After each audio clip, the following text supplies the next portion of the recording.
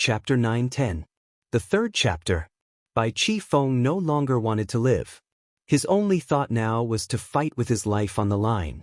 Fight with this life of his and let the other 6 brothers escape. This was his only thought now. However, Chao Guofeng had already been paying attention to him. As soon as he moved, Chao Guofeng had already appeared in front of him. Chao Guofeng looked at him coldly and suddenly slapped his face. The sound of a slap was exceptionally crisp. Bai Qifeng touched his face, a little dazed.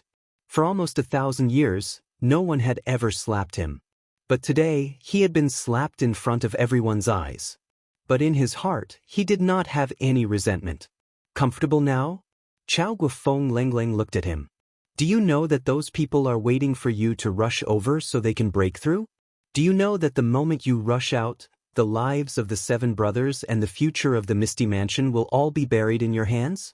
Do you know that the moment you rush out, as long as you die, even if the 6 of us have the chance to escape, we will not be able to? Bai Qifeng, when did you become so stupid? Bai Qifeng's chiseled face suddenly spasmed. His eyes turned red as he roared. But what? It's because of you that everyone is in such a bad situation, right? Chao Guofeng interrupted him.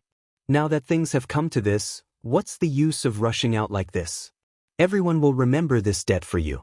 When we return to the Misty Mansion, we will naturally settle it with you bit by bit. Do you want to die now? How can there be such a cheap thing? That's right.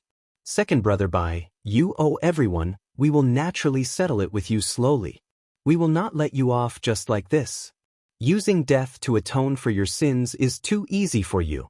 The other 5 laughed together, their laughter extremely relaxed. In the face of life and death, these people had cast aside all their worries and become carefree. Bai Qifeng's emotions slowly calmed down. He nodded solemnly and did not say anything else. His eyes had also returned to normal. Clap, clap, clap. A burst of applause was heard, and a strange voice said, "Ha! What a close brotherhood!" The Misty Mansion was indeed full of talents, and its reputation was well-deserved. However, some people are really too thick-skinned.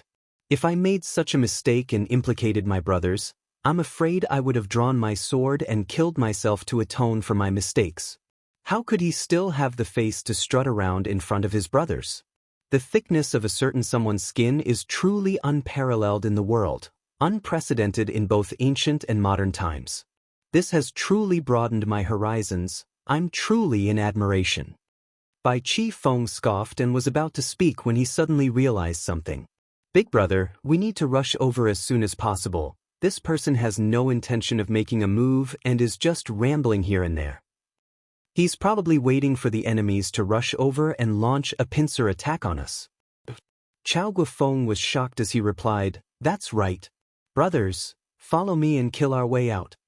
That person laughed. It's a pity that it's too late. Behind Chao Guofeng's group, dozens of people laughed. Obviously, the enemies behind them had caught up.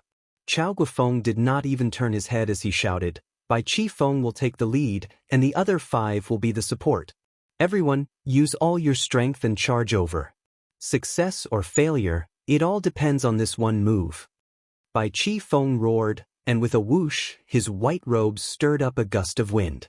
He was the first to charge forward, and his speed became faster and faster.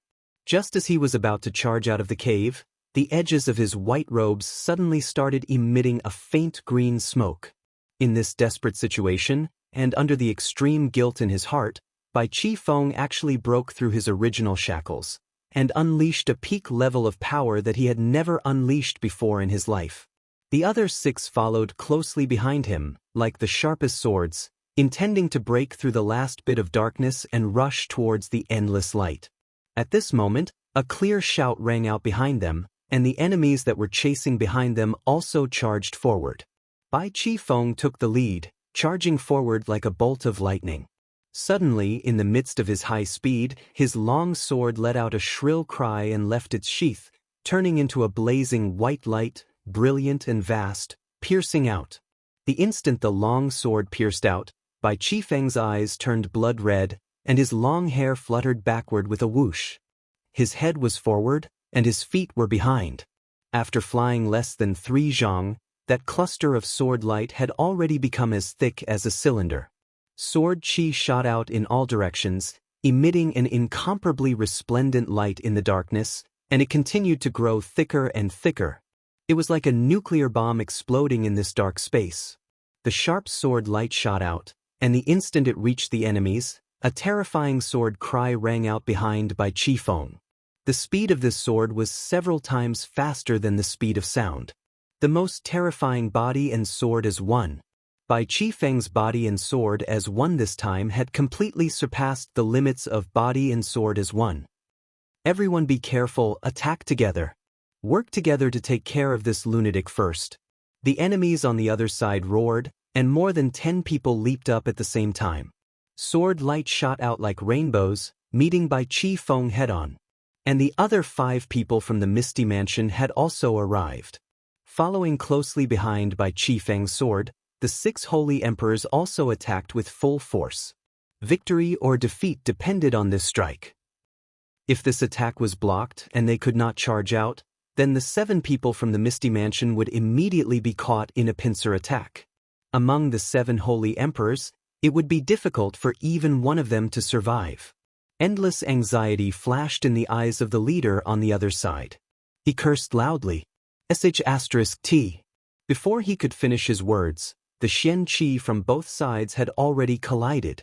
With a loud bang, like a bomb exploding, a series of loud rumbles echoed endlessly in the belly of the mountain. Countless boulders fell from above like huge hailstones. Bai Qifeng and the rest had the initiative after all, and the 7 of them were attacking with full force without holding back.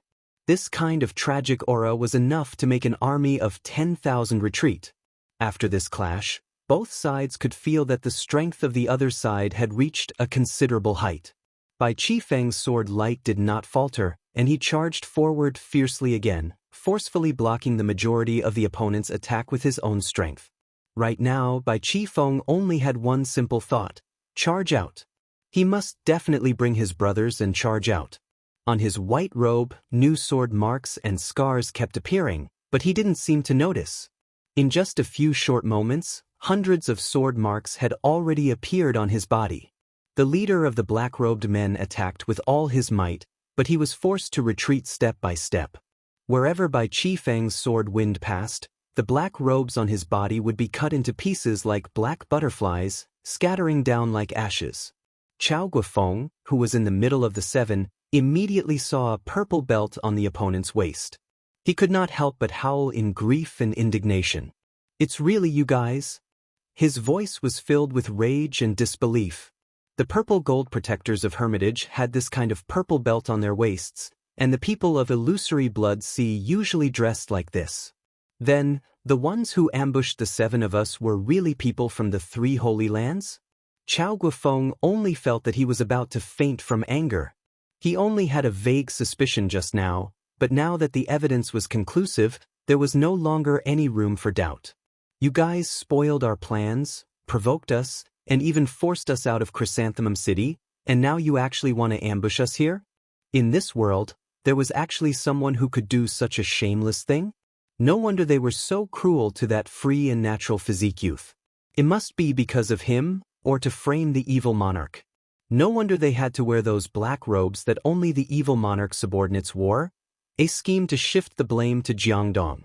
It was simply too despicable." The leader of the black-robed men was shocked. With a quick scan, he realized that there was a flaw in his clothes, and he subconsciously covered his waist. A look of surprise appeared in his eyes as he hollered, "Bullsh**T. What bullsh**T are you talking about? What you guys and us, is it real or fake?" But this moment of panic caused a crack to appear in their originally tight formation. Bai Qifeng did not care about anything else as he used his own body to control the sword and charged in. With a loud explosion, Bai Qifeng appeared in the sunlight outside the cave, covered in blood. The other 6 followed closely behind him. Chao Guofeng shouted, "Don't care about anything, run with all your might." These 7 people were all veterans of the pugilistic world. Without even turning their heads back, they ran forward at their fastest speed. No matter what, today was not the time to fight to the death. Behind him, the rumbling of the rocks falling to the ground did not stop. The sounds were almost continuous, and a series of curses could be heard. Damn it, a landslide actually happened at this time. So fucking unlucky. The heavens would never seal off all paths. It was actually a landslide that obstructed them. Chao Guofeng heaved a sigh of relief in his heart. Carrying Jun Moxie in his arms, he flew out like a bolt of lightning. 3 holy lands, if I don't get my revenge for this debt, I'm not a man. While Chao Guofeng was still thinking about this, the furious Bai Chi Feng directly scolded. Scums of the 3 holy lands, listen up. This debt, I will remember it. From now on, I will not rest until I die. The remaining 5 people were also covered in injuries. The anger in their hearts was also at its peak, not necessarily any less than Bai Chi Feng's. Thinking back to that dangerous battle just now, all of them felt a lingering fear in their hearts. Just now, if he and the others had rushed forward a second later, the 7 of them would have suffered the tragic fate of not even leaving behind their bones. Although this battle was short, and the whole process was only 1 or 2 moves, the danger of the battle was something they had never seen before. However, the danger of the battle was something he had never seen before. In his entire life, he had encountered countless dangerous battles, but there had never been a battle like this.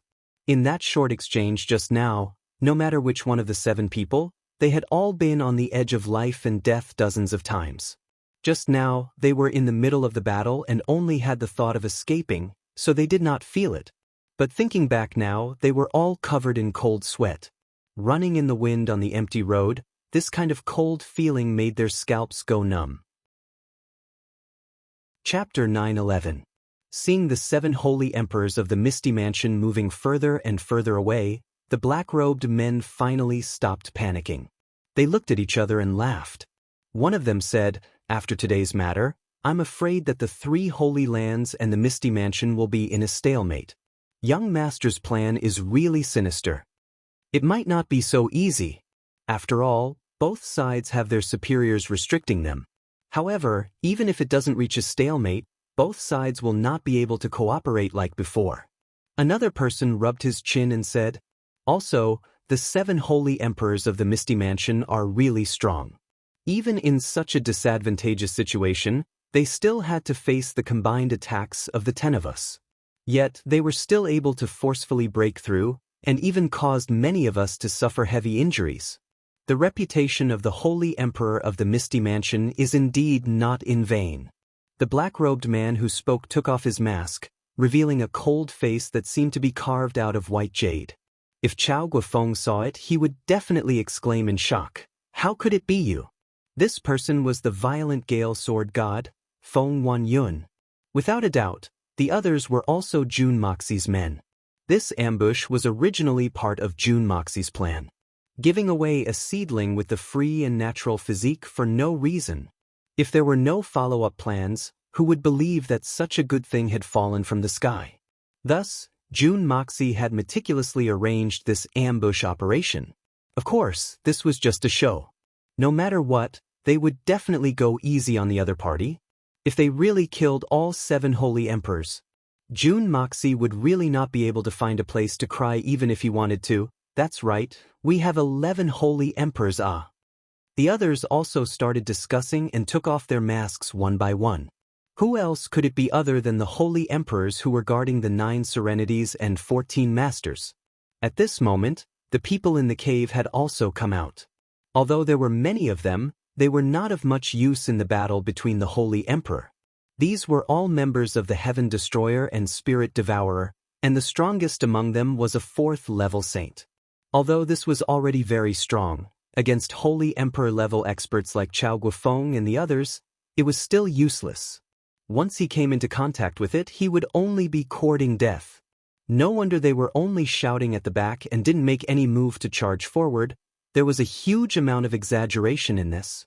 "All right, mission complete. Let's go, I'll treat everyone to a drink." This was the voice of the solitary eagle. He waved his hand and said in a heroic manner, "How old are you, brat? How dare you call yourself a father in front of us? Are you rebelling?" The one who spoke was Lu Xinghuang. He rolled his eyes at the solitary eagle, looking very dissatisfied. The solitary eagle shrunk his neck. He didn't dare to be rash towards this person who called him a kid. The other party had lived for at least 1,000 years while he was only 60 or 70 years old. Wouldn't it be a joke if he pretended to be an old man in front of them? It was only right and proper for the other party to call him a kid. In order to punish you, this time, I'm going to show my true form and drink, Lu Xinghuang announced proudly. The other holy emperors of the Tianfa forest all agreed and rubbed their palms together, swearing to drink to their heart's content. The solitary eagle and Feng Wanyan looked at each other in a daze. With their huge bodies in their true forms, they would probably need at least tens of thousands of liters of wine to get drunk, right? They couldn't help but laugh bitterly. The solitary eagle touched his somewhat shriveled money pouch, the corner of his mouth twitching. Another 3 days later. We're finally almost there. As long as we climb over that mountain in front, we'll reach the entrance to the Misty Mansion. Bai Qi Feng pointed to the front with a relaxed expression. Although his injuries were not light, after these few days of recuperation, they were no longer a hindrance. The Holy Emperor's powerful recovery abilities were still very effective. Ever since the battle the day before yesterday, when he bore most of the pressure for everyone and charged out, Bai Qi Feng finally didn't feel so guilty anymore. But he still felt a little embarrassed. Everyone also tactfully didn't bring up that matter to prevent him from feeling awkward. Right now, Jun Moxie was in the arms of another holy emperor, still in an unconscious state. Along the way, everyone had already taken turns 5 to 6 times. The 7 holy emperors were all amazed by this brat's strong life force. Every day, this fellow looked like he was going to breathe his last at any moment, but he just didn't, persisting all the way until now. He was actually still in that half-dead, half-alive state from before. It seemed like there was no difference between giving him Xianqi and not giving him Xianqi. Although it wouldn't get better, it wouldn't worsen either. At the start, everyone was still worried that this brat wouldn't die just like that. But now, they were all very relieved. From the looks of it, he definitely wouldn't die. And Jun Moxie was also very worried these few days. Fuck, why are these people walking so slowly? Do you think it's such a good thing to be lying here every day? My butt is about to get heat rashes. Finally, with great difficulty, they were about to reach the entrance of Misty Mansion. Jun Moxie breathed a long sigh of relief. It's almost over.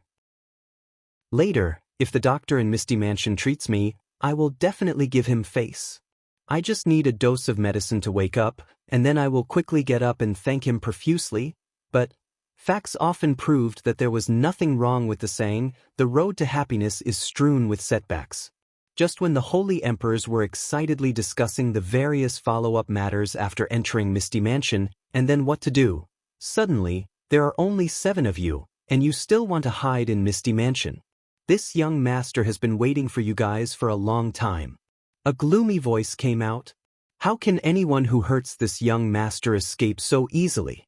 If I don't leave some price behind, where will I put my face? Along with the sudden appearance of the cold voice, a figure silently appeared in front of everyone. The person who came was dressed in black, like a ghost. That person suddenly appeared. Although it was broad daylight and the sun was shining brightly, when everyone saw him, a kind of eerie feeling rose in their hearts. The person in front of him had a head full of jet black hair, which was parted in the middle of his forehead and reached his waist. He had a tall stature and a pair of slender legs. Although he was very close to him, he still couldn't see what his face looked like. Only his pair of cold, lightning-like eyes were flashing with endless coldness and killing intent. Under this pair of eyes, everyone suddenly felt angry, as if they were looking up at a tall mountain. Unrivaled. Unrivaled. This person who suddenly appeared was naturally the 9 Serenities and 14 Masters. As soon as the voice sounded, Jun Moxie, who was on the other side, cursed in his heart, fucking 9 Serenities and 14 Masters, couldn't you have come back at any time? Why did you have to appear at this critical moment? If you ruin my plan, I'll trample you to death in the future. This time, when Chao Guofeng and the others saw the 9 Serenities and 14 Masters, they all felt that he had changed into a different person. Although the previous 9 serenities and 14 masters was ruthless and decisive, it was far from being as terrifying as he was now. Right now, the 9 nether 14th young master was like a living hell. Boundless, vast, and ethereal. There was no doubt that his previous injuries had completely recovered, including the power that had been sealed for so many years, as well as all the internal and external injuries that he had suffered. They had all recovered. The current 9 serenities and 14 masters was the 9 serenities and 14 masters in their most complete state. Chao Guofeng and the others looked at each other, and they all realized this at the same time. However, it was precisely because they thought of this that the 7 of them had a look of despair in their eyes. Previously, the 3 holy lands, the Heaven Saint Palace, and the 7 people from the Misty Mansion, a total of more than 20 holy emperor, had besieged the 9 serenities and 14 masters, who had just broken through the seal and only had 20 to 30% of their strength left, but they were still defeated by him. He had heavily injured several of them, and after killing several of them, he had calmly left with a body full of wounds.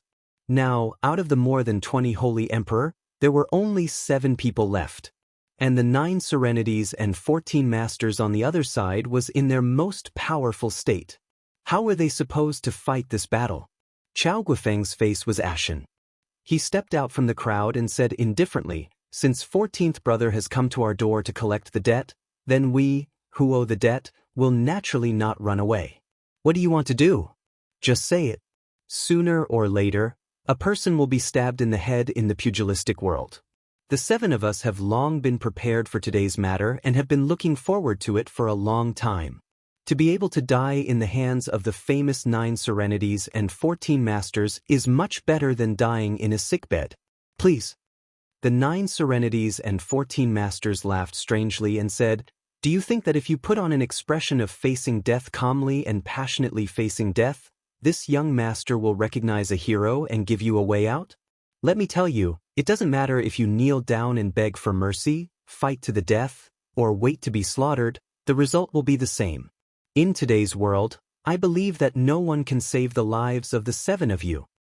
His eyes widened and he shouted sinisterly, "The 7 of you here, this young master will definitely kill you today." Everyone's faces were filled with anger. No matter what, they were all experts of the Holy Emperor.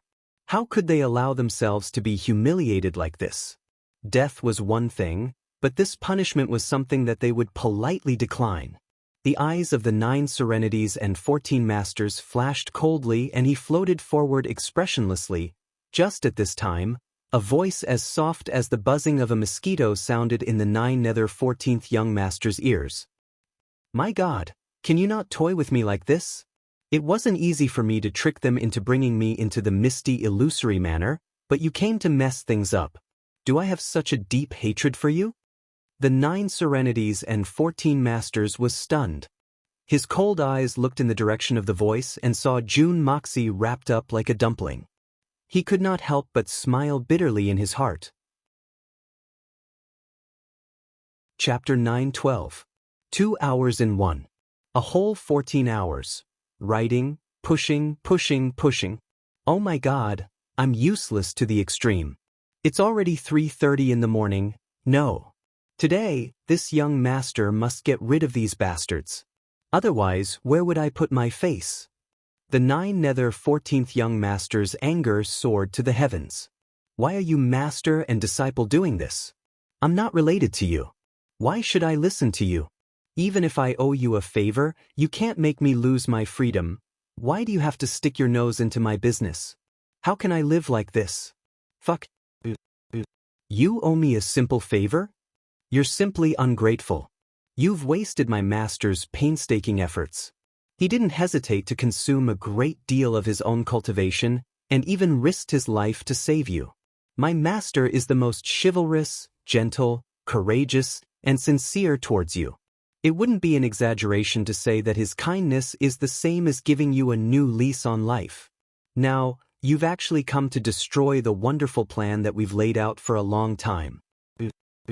Do you still have a conscience? Do you still have the temperament of a master? Tell me, what are you doing? Do you even know how to write the character human? Jun Moxie was furious. He sent a telepathic message while cursing. June Moxie was also anxious. If 9 Serenities and 14 Masters insisted on not leaving, then wouldn't the plan he had spent so much effort to set up be for naught? I've wasted so much manpower and resources. If I knew this was going to happen, I would have gone to pick up girls. Fuck. What the fuck are you talking about? How am I ungrateful? Think about it. Haven't I helped you enough? If you dare to slander this young master's great character again, this young master will strangle you to death first. Do you think I wouldn't dare? The 9 Nether 14th young master was clearly extremely depressed and on the verge of going crazy. If 14th master is really so great and has such strength of character, then leaving is the best proof. Naturally, I can't slander you. June Moxie was shameless. It's fine if you want me to leave, but you have to agree to one condition of mine. Otherwise, the death of these 7 people would be a done deal. Even if you say that this young master is ungrateful, I can't care about it anymore. 9 Serenities and 14 Masters stood in the wind and posed coolly.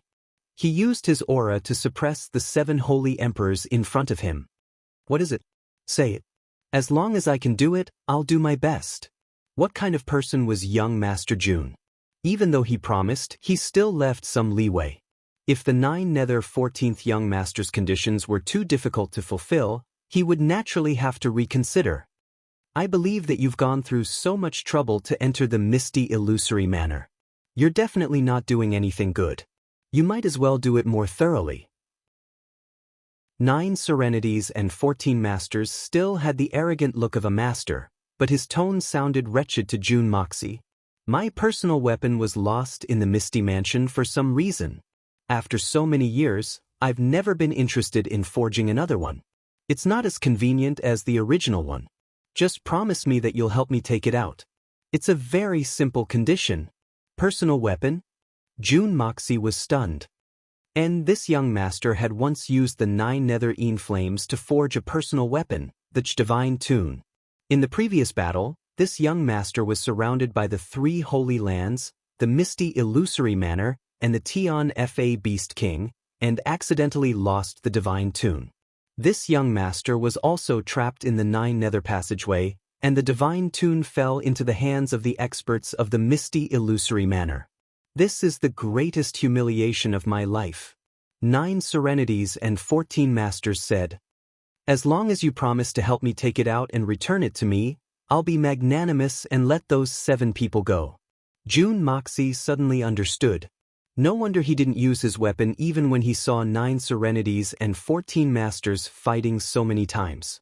Even when they were in the dangerous Tion Fa forest, he didn't use his weapon.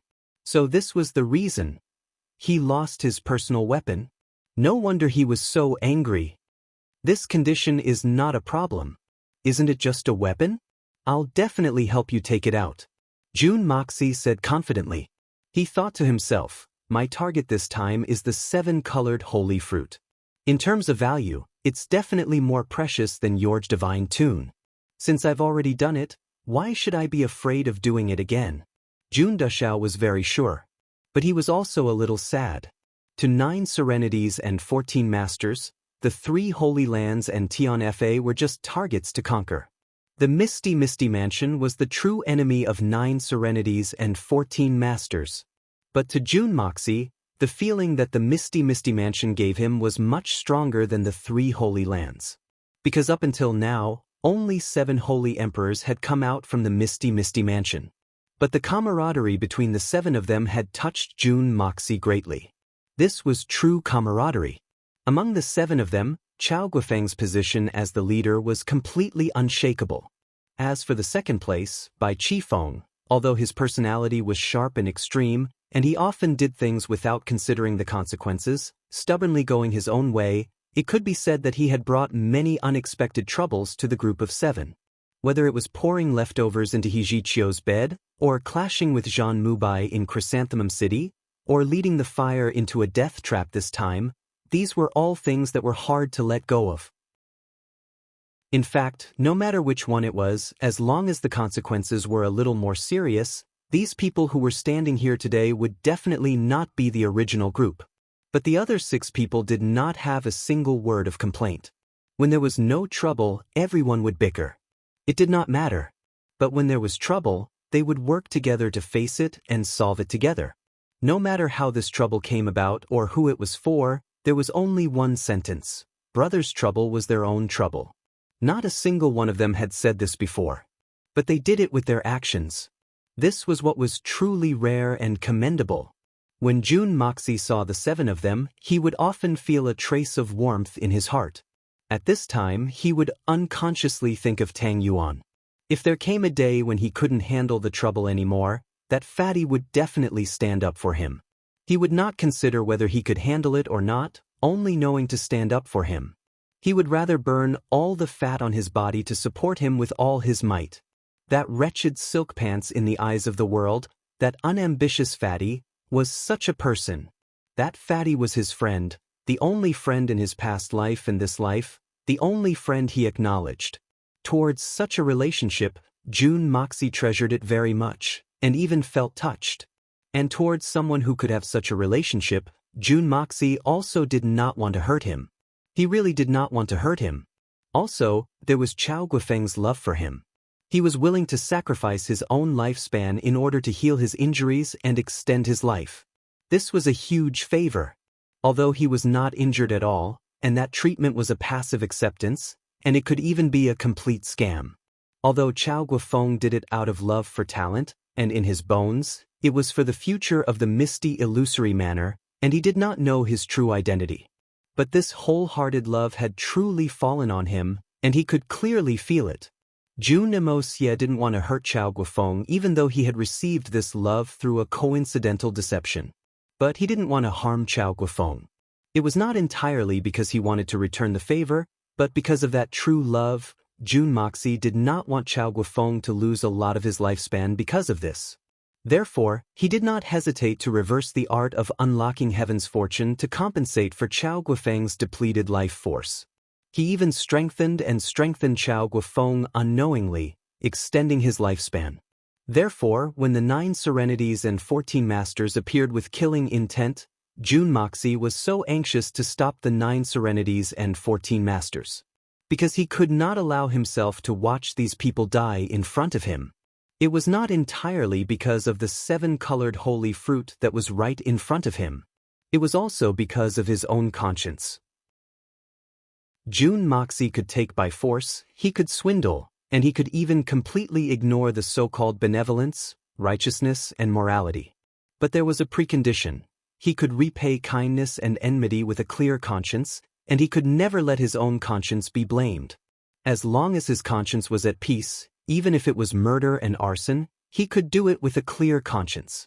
Going against the 3 holy lands and even becoming an irreconcilable enemy was because the 3 holy lands first plotted against him and killed him.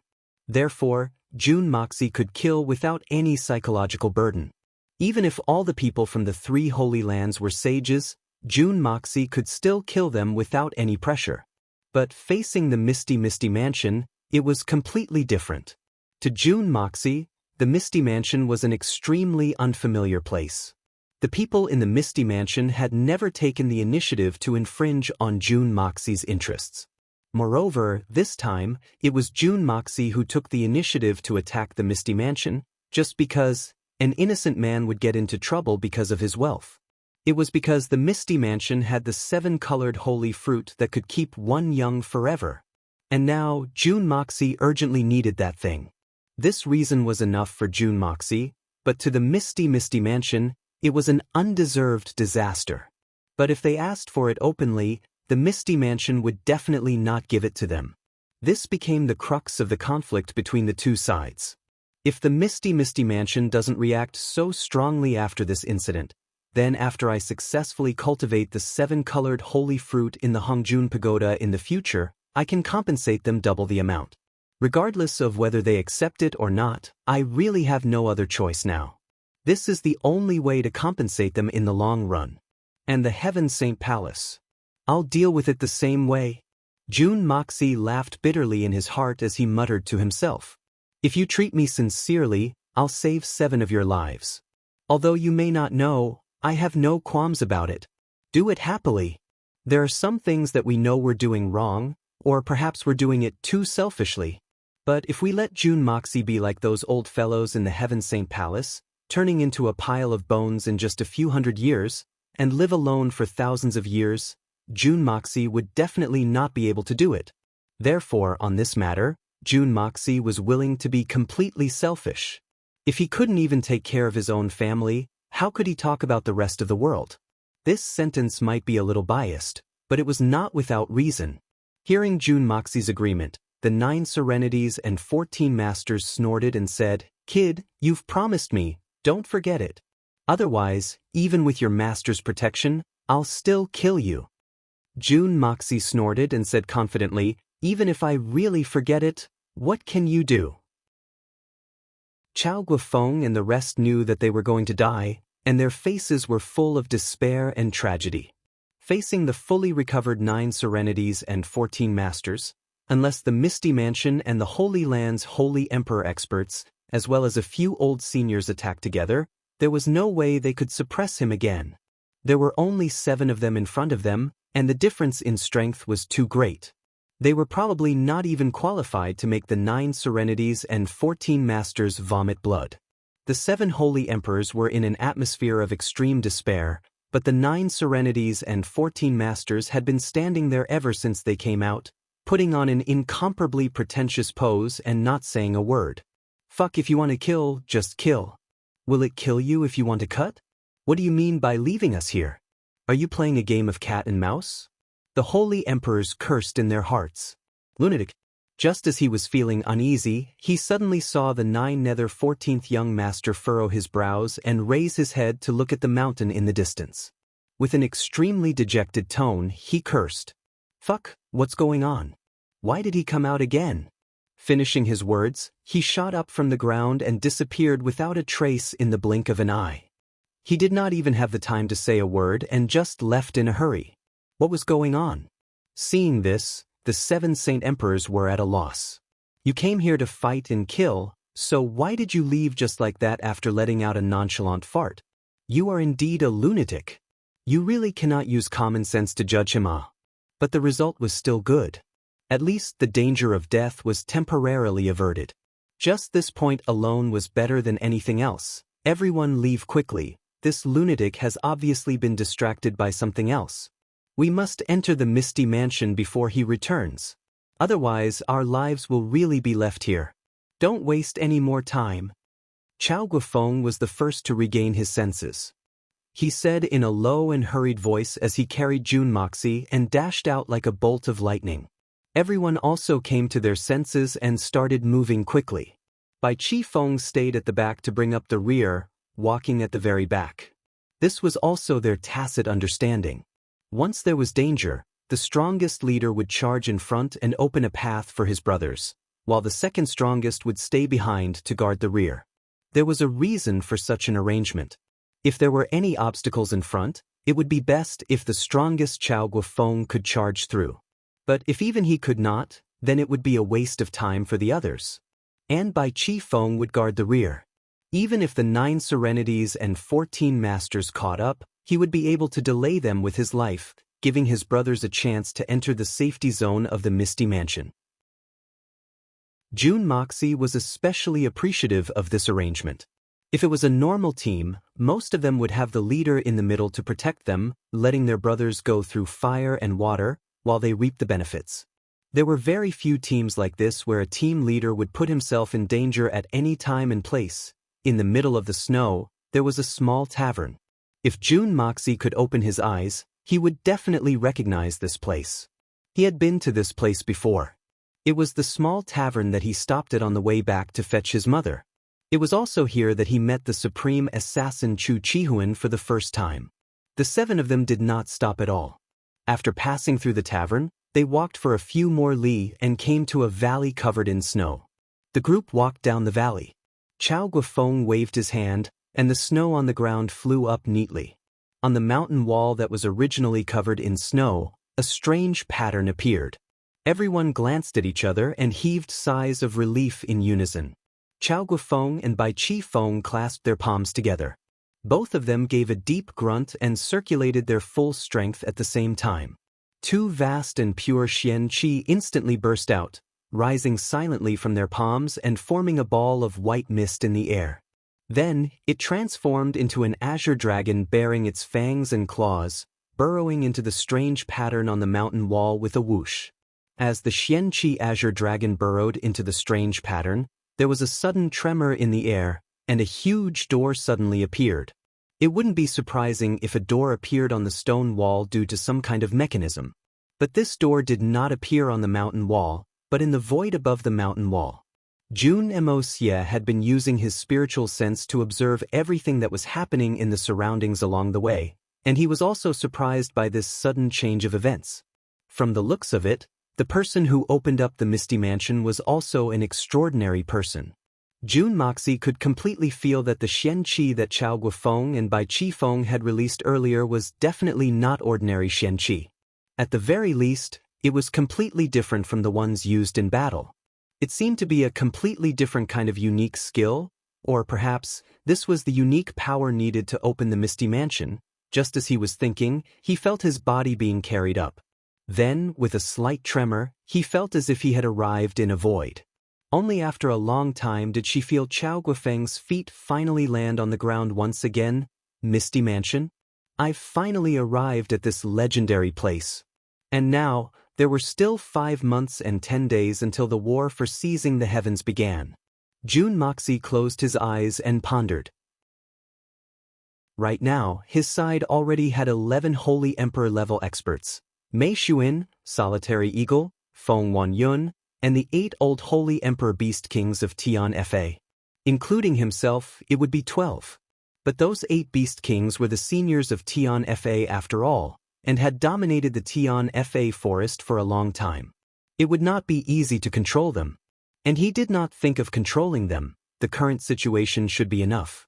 After consuming the Spirit Stone Immortal Milk, Bear Mountain, Long Crane, and the rest of the Beast Kings should also be able to reach the level of the Holy Emperor. When he returned, he would use the next level of pills to help them increase their strength once more. He also had to increase the Heaven Destroyer and Spirit Devourer Beast Kings. He had to complete all these preparations before the war for seizing the heavens. At that time, it would be the battlefield of the war for seizing the heavens. After the battle, he would go all out and kill his way through the Pillar of Heaven's mountains. He would kill all those disgusting strange races and pull them up by the roots. That was about all the current plans he had in mind. And there was only one prerequisite right now. His operation in the Misty Mansion had to be successful, and the entire process had to be completed as soon as possible. Only then would he have the time to prepare for everything that he had just been thinking about. In other words, the 7-colored holy fruit in the Misty Mansion and the divine melody of the 9 serenities and 14 masters had to be obtained within 2 months, and then leave this place and return to Tian Fa. Time was really pressing to a hair-raising degree. Jun Moxie counted with his fingers in his heart, and he could not help but sigh. Every minute and second must be seized. Chao Guofeng and the other 6 surrounded Jun Moxie as they charged forward. Jun Moxie could clearly see that they were charging towards a large hall. On both sides of the road, there were rows of houses, and there were trees that provided shade. There was even the sun and clouds in the sky. The sounds of hawking could be heard from both sides, and there was actually a food market. Jun Moxie exclaimed in his heart, "What the fuck?" Everything in the Misty Mansion was actually no different from the outside world. While Jun Dashao was feeling puzzled and surprised, he had already followed Chao Guofeng into the large hall. "Palace Lord, please take a look at this child. You must save him. This child has the legendary free and natural physique. The 1 in 10,000 free and natural physique." As soon as Chao Guofeng's urgent words rang out, the hall, which was originally bustling with activity and many people talking, suddenly became completely silent. Then, many people gathered around, and their eyes lit up as they looked at that unconscious Jun Emosia. In fact, it seemed as if they were looking at a rare treasure. Free and natural physique. Just these 4 words were enough to make everyone here lose their usual calmness. This was a physique that only the legendary 9 Nether First Young Master had. To put it bluntly, even if a ginseng turned into a human, it might not have as much potential as the owner of the free and natural physique. A hand was placed on Jun Nemosie's wrist, and a gentle force drilled into his body. After circling around him, Jun Nemosie could clearly feel this qi vibrating fiercely in his body. It was obvious that this person had received quite a bit of stimulation. Chao Guofeng exclaimed in shock, "Palace Lord, be gentler. This child is too weak, he cannot withstand the impact of Xian Qi." Jun Moxie naturally cooperated, and his body trembled. He coughed weakly, and a trickle of blood flowed out from the corner of his mouth. That gentle force immediately retreated from his body, and a pair of burning eyes landed on Jun Moxie's body. With a pleasantly surprised voice, he said, "As expected. His meridians are like bamboo, and his cultivation is not above Xinxian's. But his body is like jade, and his dantian is like an empty lake. This is indeed the legendary free and natural physique. Heavens! Quick, quick, quick, bring the 7-colored holy fruits." A person sprinted out with hurried steps. This person excitedly ran a few rounds around Jun Moxie's body, rubbing his hands. Jun Moxie could clearly hear the sound of his palms rubbing together. Free and natural physique. It really is the free and natural physique. May the ancestors bless us. The Misty Mansion is finally going to rise again. This old man must definitely take this free and natural physique genius in as my disciple and train him personally. If he were to walk down the wrong path, wouldn't it be a great pity? Chapter 9:13. Palace Master? This child is my disciple. Holy Emperor Chao said with his eyes wide open. Isn't it the same no matter whose disciple it is? Anyway, everyone is doing this for the future of the Misty Mansion. On this basis, we naturally need a good teacher, the Palace Master said sanctimoniously. Chao Guofeng was speechless. This was what he wanted to say, but the other party said it first. Palace Master? He has already acknowledged me as his master. You can't just take it by force. This isn't good, right? Chao Guofeng was about to stomp his feet and beat his chest. It doesn't matter. When he recovers from his injuries, you can expel him from the sect. That's not a problem at all. Don't mind. The Palace Master said happily. What? You don't mind? You definitely won't mind, but I will mind. The 7 of us will mind very much. Bai Qifeng took a step forward and said heavily, Palace Lord, in order to bring back this young man with the free and natural physique, Big Brother Chao did not hesitate to fall out with the 3 Holy Lands, argued with Zhan Mubai for a long time, and even fought fiercely with He Zhiqiu and Hai Wuya. Also, along the way, we even fell into an ambush set up by those bastards from the 3 Holy Lands. If not for Big Brother Chao holding the fort, everyone risked their lives to fight, and almost all of us would have been wiped out. This is still fine, but before we fell into the ambush, this young man with the free and natural physique was heavily injured by the scoundrels, and his life was hanging by a thread. If not for Big Brother Chao sacrificing his life to use the return of spring technique to save him, he would have died long ago. The more Bai Qifeng spoke, the more agitated he became. Also, not long ago, when we were about to reach the Misty Mansion, we were ambushed by the 9 Serenities and 14 Masters. If it wasn't for the fact that he had other matters to attend to and left in a hurry, all of us would have died long ago. Palace Lord, Big Brother Chao has really sacrificed too much for this youth. Moreover, this is the only disciple that Big Brother Chao has taken a liking to in these hundreds of years. He didn't finish his sentence, but his last sentence was extremely heavy. He was just short of saying it out loud. You can't fight with him. No one could snatch it from him. Even if you are the Palace Master, you will not be an exception. Bai Qifeng's thin face was filled with rage, and his eyes were so bright that no one dared to look at him directly. Looking at Bai Qifeng's flustered and exasperated look, if Palace Lord still insisted on fighting for this youth, Bai Qifeng might really start cursing out loud. It was not impossible for him to start a fight. Everyone fell silent. No one expected that Chao Guofeng had already sacrificed so much for this free and natural physique master. The hall instantly fell into an extreme silence. After a moment, a sharp voice suddenly rang out. Bai Qifeng. By Master Chin by Cheek by Master. Master. Are you talking to the palace master? By Master. By Master is Master, by is, by was. Master is. Bine King. Bites the palace lord waved his hand and smiled. Saint Emperor Bai's words are reasonable. Since Saint Emperor Chao has done so much for this child, I shouldn't take advantage of him. Holy Emperor Bai. Although Holy Emperor Bai's words were a little rash, it was out of concern for his sworn brother. No need to be offended. To have such a sincere person in our misty, illusory manner should be rewarded. How can we blame him? Yes. Palace Master is magnanimous. Everyone bowed in unison. The Palace Master took 2 steps and smiled. What is there to admire? Didn't you want to get a share of his good disciple when you saw him? Now that I think about it, isn't it because your mental state is not good enough? No matter who he is, isn't it still the commonwealth of our misty mansion? Holy Emperor Chao risked his life for this child, using the rejuvenation technique. It is not just for himself. Everything is for the big picture of the misty mansion. Holy Emperor Chao's heart is what is truly worthy of everyone's admiration. Chao Guofeng said bitterly, Palace Master overpraises me. This trip was filled with hardships. Just thinking about it was enough to shake one to the core. He had experienced hundreds of winters and summers in his life, but when it came to the thrill of life and death, he had never experienced it before. The Palace Master laughed and said, since everyone's starting point is for the sake of the misty mansion, what's the point of arguing? How about this? This child will take Holy Emperor Chao as his master, and can be considered as Holy Emperor Chao's successor.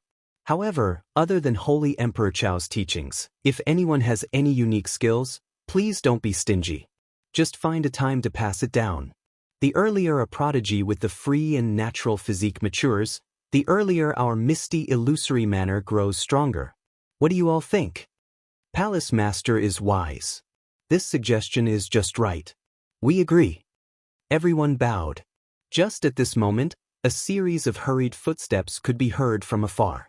The footsteps were clearly several hundred zhang away, but in the next moment, they had already reached the main hall. Obviously, the person who had gone to retrieve the 7-colored holy fruits had returned. At the same time, the sound of wind whistling could be heard, and several figures scuttled in. An old voice said impatiently, I heard that our mansion has found a young man with the free and natural physique.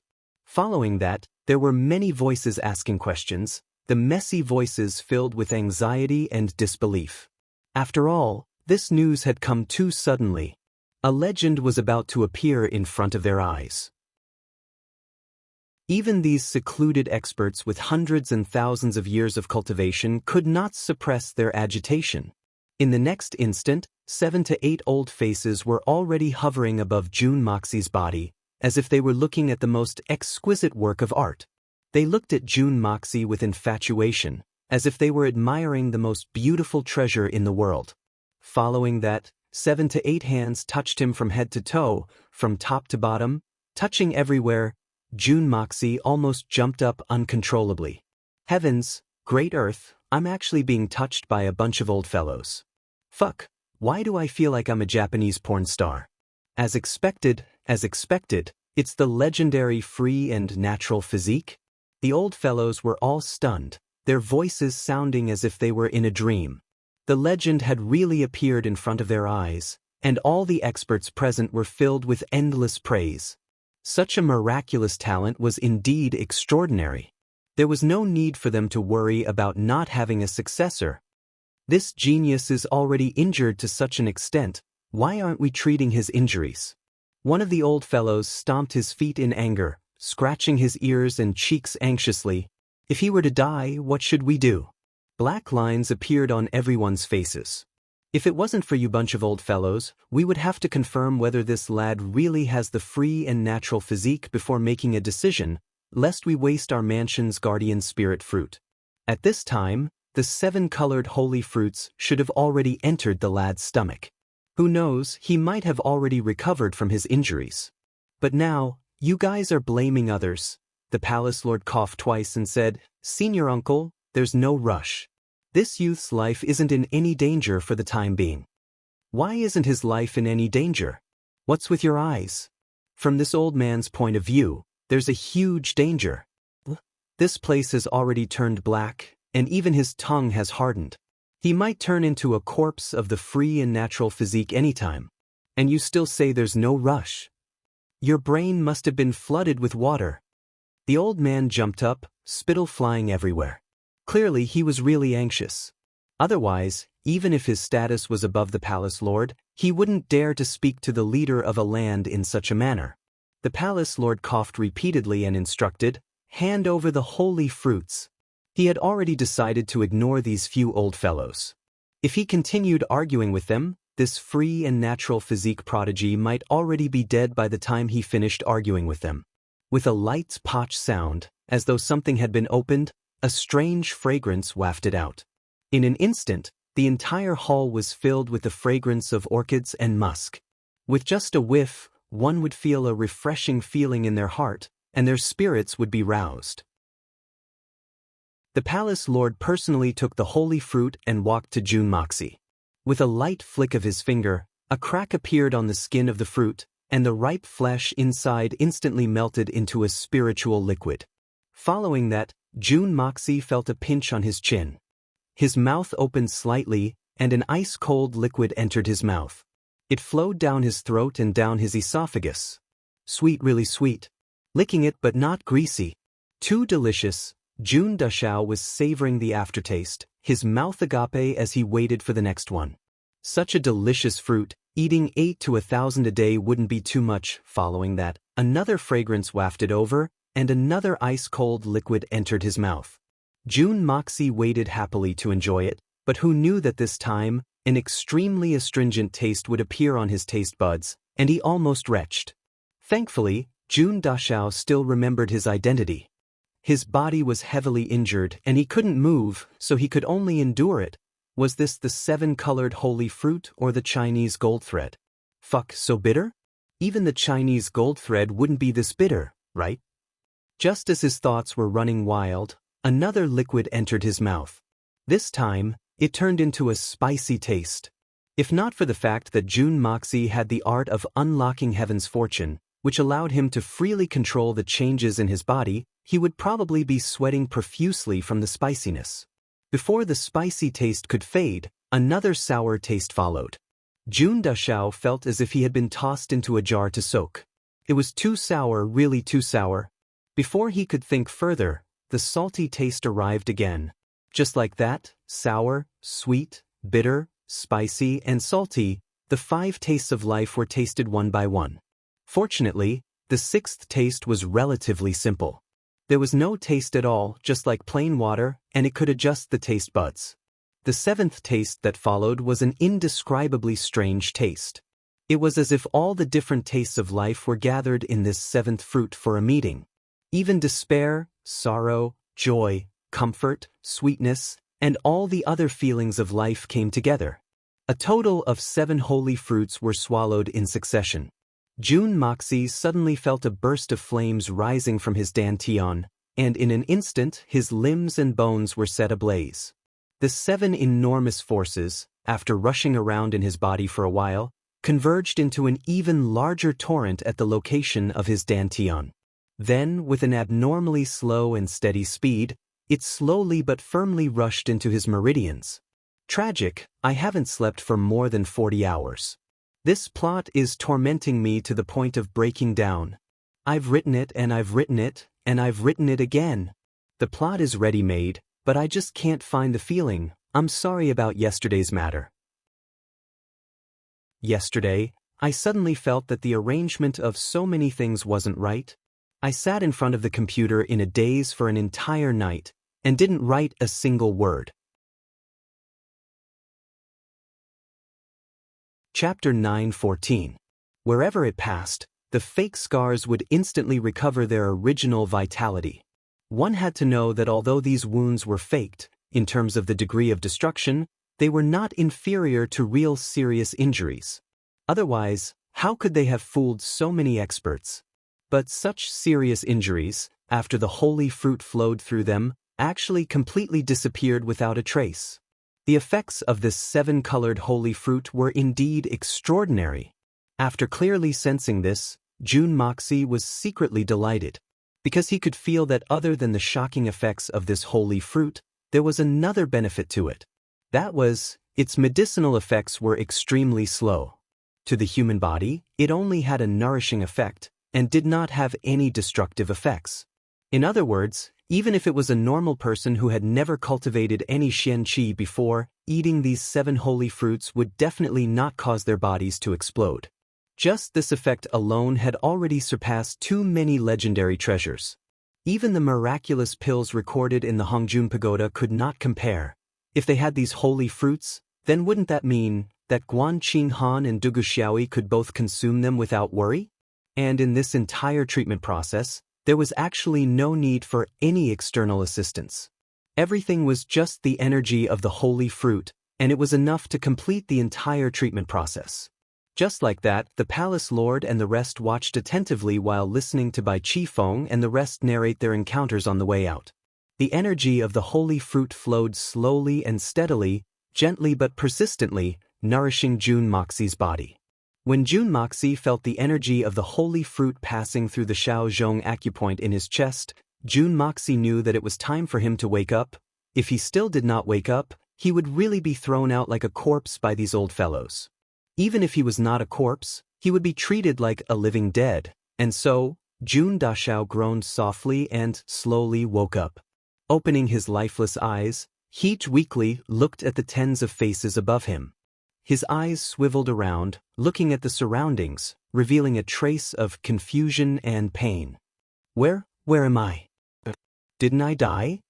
Needless to say, the expression on Jun Dashao's face at this moment could definitely compete for an Oscar.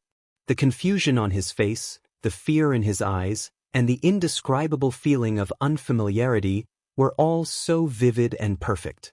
He believed that even a person who had been through such an experience wouldn't show such a realistic expression as Jun Moxie's. At this moment, Jun Dashao could definitely be recorded in the history of performing arts and become a textbook video for all art schools. His acting skills were extremely standard. This is the Misty Mansion. Brat, are you feeling much better now? An old man came over and chuckled. Where is the Misty Mansion? Is this the Netherworld? Jun Dashao shrank back in fear and widened his eyes. May I ask if you are Lord Horseface of Oxhead and Horseface?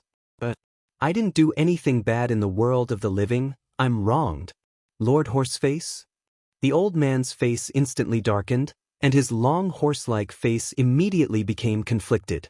The few old men next to him were about to laugh out loud, but fortunately, they reacted quickly and covered their mouths. This old man's nickname back then was Horse-Faced Heavenly King. It was precisely because he had a long horse-like face that he got his name. At this moment, hearing this little fellow say this, the few old men laughed so hard that their intestines were almost tied up. You said you're not Horseface? How can you not be Horseface? Could it be that you're Oxhead? Jun Moxie looked at him with extreme bewilderment. But Oxhead doesn't seem to look like you. He revealed an expression of deep thought. At the very least, Oxhead should have horns, right? Ha! The few old men around finally couldn't hold it in anymore and hugged their stomachs as they laughed. Their entire bodies trembled, and their beards trembled. The horse-faced Heavenly King's horse-like face turned the color of a pig's liver.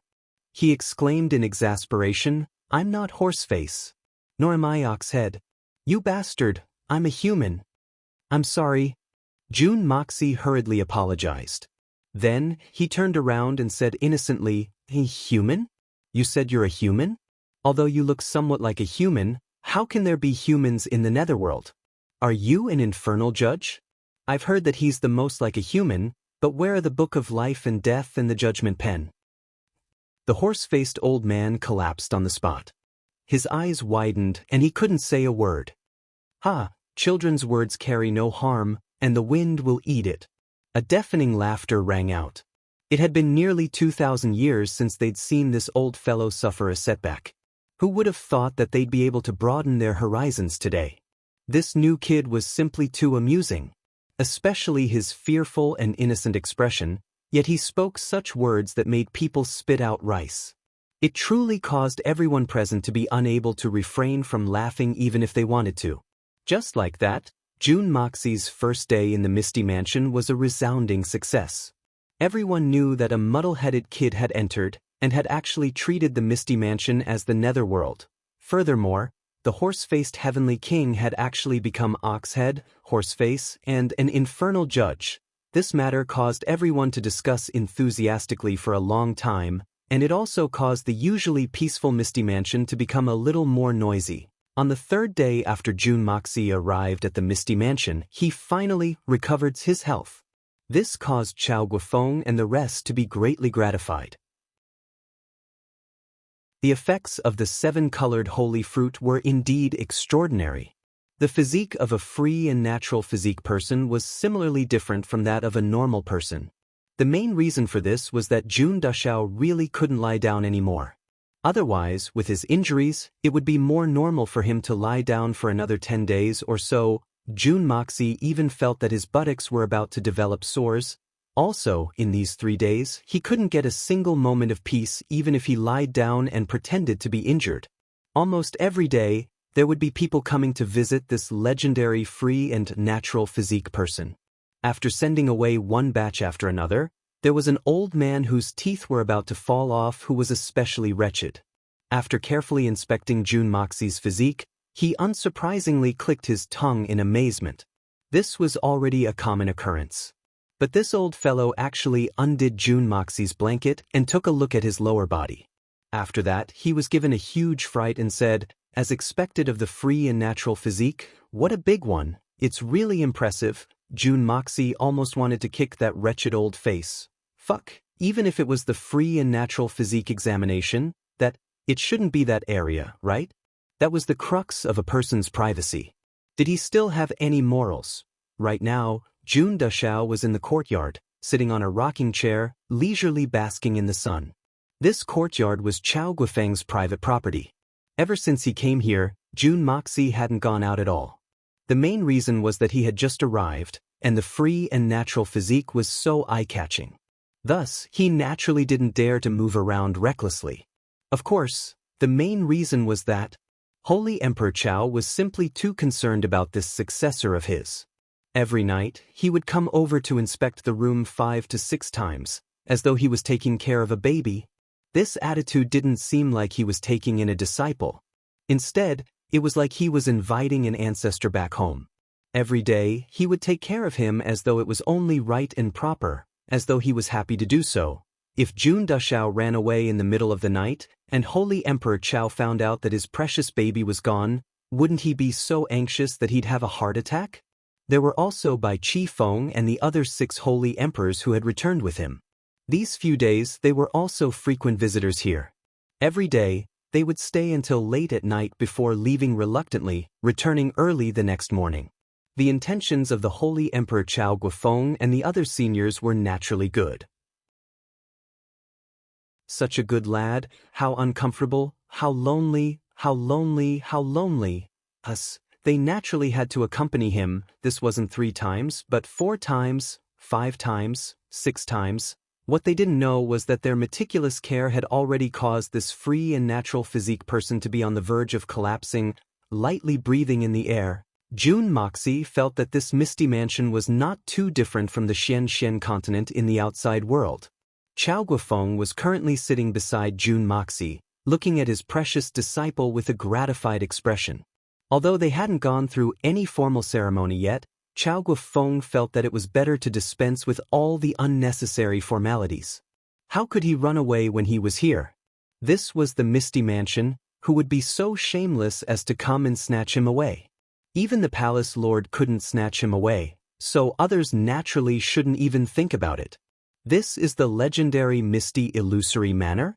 Why is it so different from what I imagined? June Moxie seemed to be chatting idly. The Misty Mansion is an independent space. Although it's in a different space from the Xian continent, there's still no difference between the 2 spaces. Chao Guofeng happily introduced. As long as he was talking to this precious disciple of his, he would feel very happy, and there was an indescribable feeling of bliss. That year, after Senior 9 Nether First Young Master returned from his travels, he used his vast powers to open up this space. Senior had originally intended to use this place to go to other places. Chao Guifeng's face was filled with respect. Ever since the named 9 Nether First Young Master had appeared, this was the first time Jun Moxie had seen such a respectful expression on someone's face. Chao Guifeng continued. But later on he discovered that this space that he opened up could only connect to the Xian continent space, and could not connect to any other space. This was not in line with his original intentions, and in the end, it was left unused. It was only used as a secret space to store some of his personal belongings. The treasure of this mansion, the 7-colored holy fruit, is a mystical fruit that he personally planted back then. Jun Moxie made a sound of acknowledgement and pouted inwardly. This fellow, the 9 Nether First Young Master, must have gone to Earth once and coveted the storage treasures there, so he came back to tinker with one. As for that 7-colored holy fruit, it was very likely that he had prepared it for his wives. After all, those wives of his had all left with him in the end. Even if a few of them were extremely strong, it was impossible for all of them to be like that. They would need a special treasure like the 7-colored holy fruit, which had a mild effect and had shocking effects. It had to be so. It seemed like the only accident was that this fellow's attempt to draw a tiger did not come to fruition, and he ended up creating a huge space that didn't look like anything. Then, he kept increasing his spiritual power to maintain it.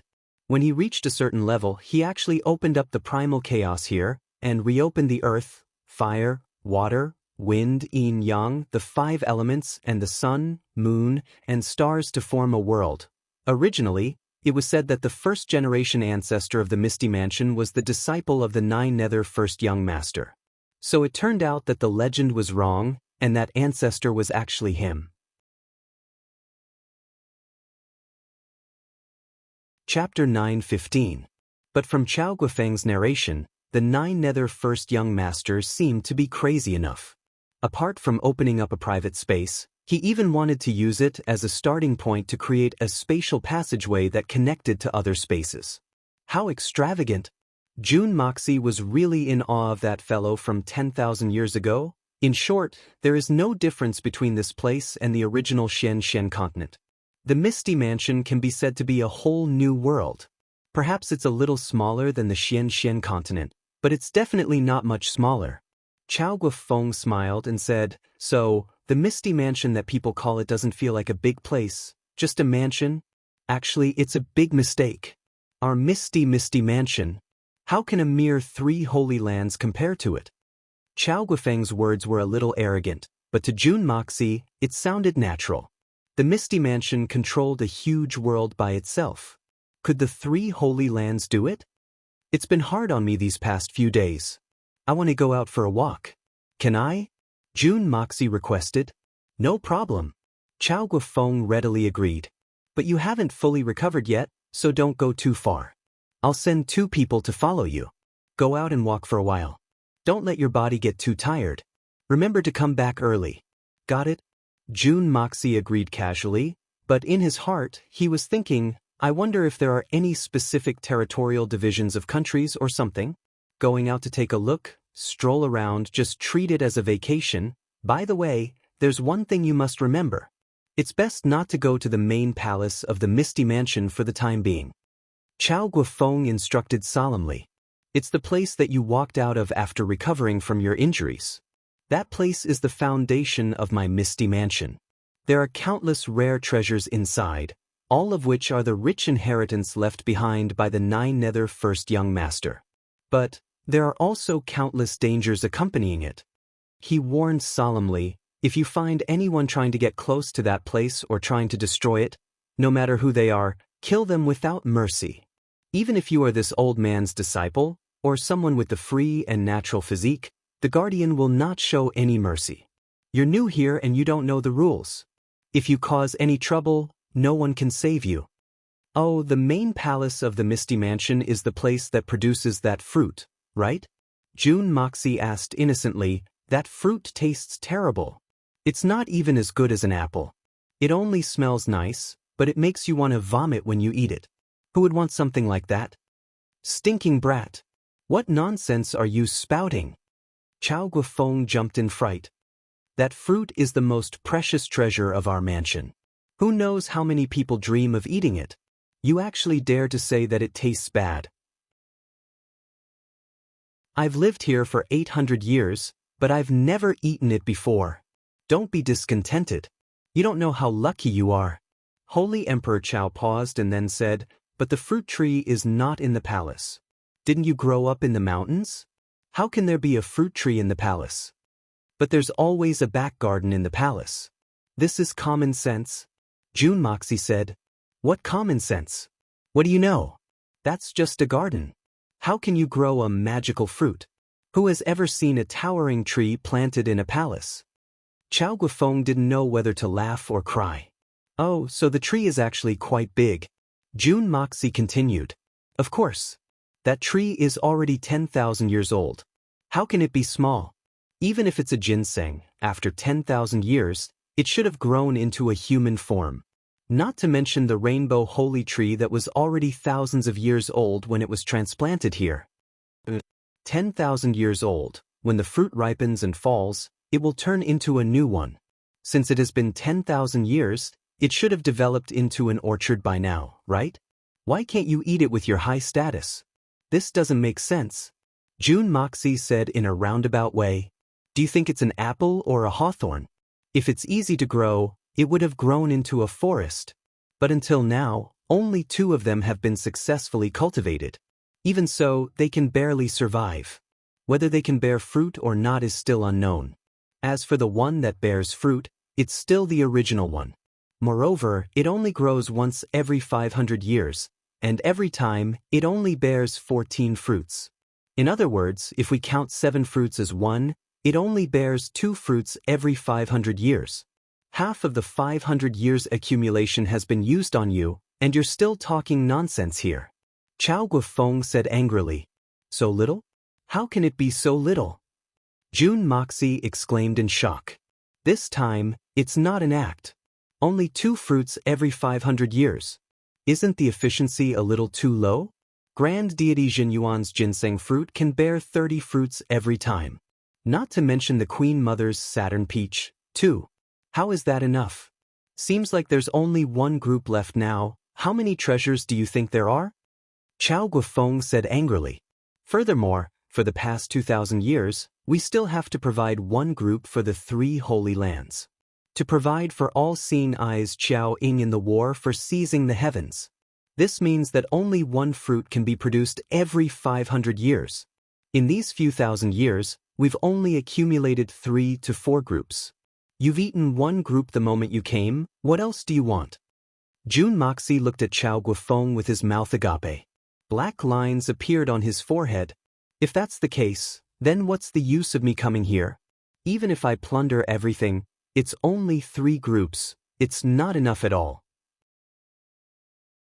Furthermore, I still have to face the endless pursuit of the Misty Mansion. If Chao Guofeng knew what he was thinking, he would definitely fly into a rage and immediately expel the disciple that he had just treated like a treasure under his wing. Do you think this is a big pot of rice? And you still want to split it evenly? Go and relax. From today onwards, you'll be staying in this Misty Mansion. Under normal circumstances, if your cultivation is not at Shen Xian's level, you won't be allowed to go out for training. Even if you go out, you'll have to try your best to hide your identity and... Chao Guofeng smiled and said, actually, there's not much difference between this place and the Xian continent. There's also the existence of the pugilistic world. This is something you have to know. It's just that under the strong suppression of the Misty Mansion, no one dares to act rashly. So it's like that? Jun Moxie was very curious. How many people are there in the Misty Mansion?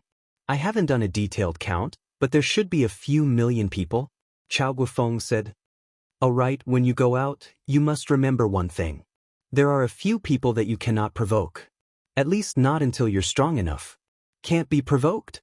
Jun Imosie's eyebrows twitched unconsciously. Who is the other party? Do they have a strong force behind them? Even this old man's disciple cannot be provoked. Naturally, they have a strong force behind them. The one at the top is a young man who wears black all day. His surname is Zhan, and his name is Zhan Yushu. This person is the direct descendant of the Grand Elder of the Misty Mansion, Zhan Tianya. Speaking of which, Elder Zhan can be said to be highly respected in the Misty Mansion. His Xian skills are even more outstanding, and have long surpassed the level of the ordinary Holy Emperor. But this old man has a bad habit. He's extremely protective of his own people, and he especially dotes on this grandson of his. So in the Misty Mansion, very few people dare to provoke this Zhan Yushu. Even if they can, they won't cause so much trouble for this little thing, because it's not worth it. Chao Guofeng sighed lightly. Actually, it's not just Zhan Yushu.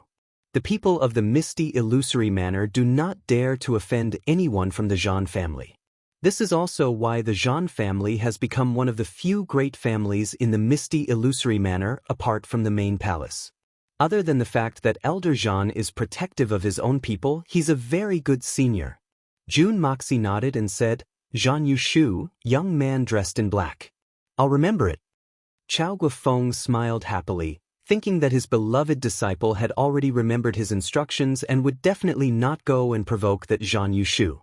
But how would he know that ever since Jun Moxie heard that there were only a few 7-colored holy fruits, his rage had already risen from his heart, and he was filled with rage. In addition, he was extremely dejected. If he didn't take the opportunity to vent a little, how could he vent the frustration in his heart? Don't provoke? This daddy even dares to provoke the entire Misty Mansion, and in the process of doing so, what does a mere Zhan Yushu count for? You said there were only a few people just now. There should be others, right? Jun Moxie asked curiously. His expression was very cautious and humble, as if he wanted to remember this firmly and resolutely not provoke this person. And in truth, his plan was to definitely remember that if he could provoke them, he would naturally go and provoke them. Even if he couldn't provoke them, he would create an opportunity and resolutely go and provoke them. Just turn the world upside down, and then directly rush out. There is indeed one more person. This person is also a young man, and he is slightly more low profile than Zhan Yushu, so he is ranked second. But this person is much more ruthless than Zhan Yushu. Although he doesn't strike easily, but once he does, he is exceptionally ruthless, easily taking the lives of others. And this person is lustful, so you have to be even more wary of this person, especially when it comes to women. If possible, try not to get into conflict with him. Young men are hot-blooded and are most prone to problems in this area. But you have to know that your goal is to stand at the pinnacle of the world, and not some pretty wives and concubines. Chao Guofeng said in a strange tone, as if annoyed by this. You have the legendary free and natural physique. Everyone in the Misty Mansion already knows this. The outside world is definitely paying a lot of attention to you. All of us old fellows know of your potential, but those young men of the younger generation are all prodigies in the past. They will definitely not accept it when you suddenly surpass them. And, because of your talent, I believe there will be many young ladies who are interested in you. Chao Guofeng's expression when he said this was as if he was looking at his handsome son who would definitely not have a problem finding a wife. He was filled with pride and contentment. You can choose, or you can choose not. You have to know that these few days, because you have just recovered from your injuries, we have turned away many visitors. Otherwise, those who want to find you as a son-in-law would already be queuing outside for a long time.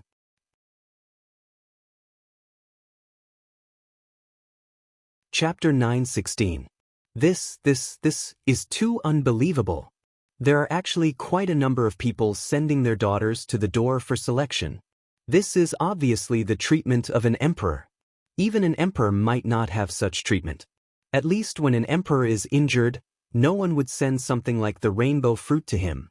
But you find it strange? Chao Guofeng smiled. This treatment is surprising. Not only that, as long as you can display a cultivation level that matches your talent, the palace lord will personally host the 100-flower gathering for you when you are of a similar age. 100 Flowers Association? Jun Emosia asked in a daze. He didn't know what this 100-flower gathering was. 100-flower gathering. is where the palace lord will select from the entire Misty Mansion for you. Chao Guofeng said. All the young ladies of the Misty Mansion will be selected from the most outstanding ones, a total of 100. You will be allowed to choose your life partner from them. According to the rules, you can choose a total of 7, which is also known as having 3 wives and 4 concubines. Of course, if you want to choose a few more, that's fine too. You can even accept all of them. There's such a good thing. June Moxie was really shocked this time. Gather all the most outstanding beauties in the entire mansion, and let me choose freely? Heaven, earth, oh my God, all the gods and Buddhas in the sky. This news is too shocking. Of course, the prerequisite is that you have to be able to achieve that. If you can't reach that standard selection, you can't even choose the northwest wind. Chao Guofeng looked at him with interest, observing his expression. Kid, do you think that standard is easy to reach? Let me tell you, in the entire Misty Mansion, there have only been 2 people who have enjoyed this treatment since ancient times. Only 2 in 10,000 years? June Moxie was a little surprised, but he calmed down immediately. The treatment was too high, so the requirements must be higher than a certain level. 2? That's a lot. Both of them also had the legendary miraculous physiques. Although they weren't comparable to your free and natural physique, one of them had the Xian Void physique, while the other had the clear spirit physique. The former had fought with the 9 Nether 7th Young Master alone 7,000 years ago and perished together. The latter fought with the 9 Nether 9th Young Master 5,000 years ago, and both sides suffered heavy injuries. In the end, he passed away due to his heavy injuries. Chao Guofeng's eyes shone as he looked at June Moxie. Just think about how terrifying the 9 Nether 14th Young Master is now, and it's clear what level of experts these 2 are at, right? June Moxie was dumbfounded. In this world, there had actually been such a valiant person. How amazing was 9 Serenities and 14 Masters? With only 10% or 20% of his strength, he was able to resist the joint attack of more than 20 Holy Emperor.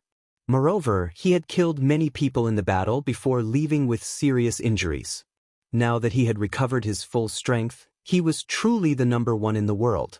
Since the 9 Nether 7th Young Master and the 9 Nether 9th Young Master could come here from the 9 Nethers, then even if they couldn't be compared to the 9 Nether 1st Young Master, they definitely wouldn't be too far off from the current 14. To think that there was actually someone in the misty, illusory manner who was able to fight alone and perish together with his opponent. One could imagine how powerful he was. Chao Guofeng looked at him meaningfully. Just now, I mentioned that the Xian Void physique and the Clear Spirit physique are also 1 in 10,000 miraculous physiques. But compared to your free and natural physique, they are still far from it. Cultivating Xian skills, the most important thing is talent, and the second is comprehension. Chao Guofeng said. Just having perseverance and courage is not enough. Hard work was barely acceptable for those below the spirit profound level.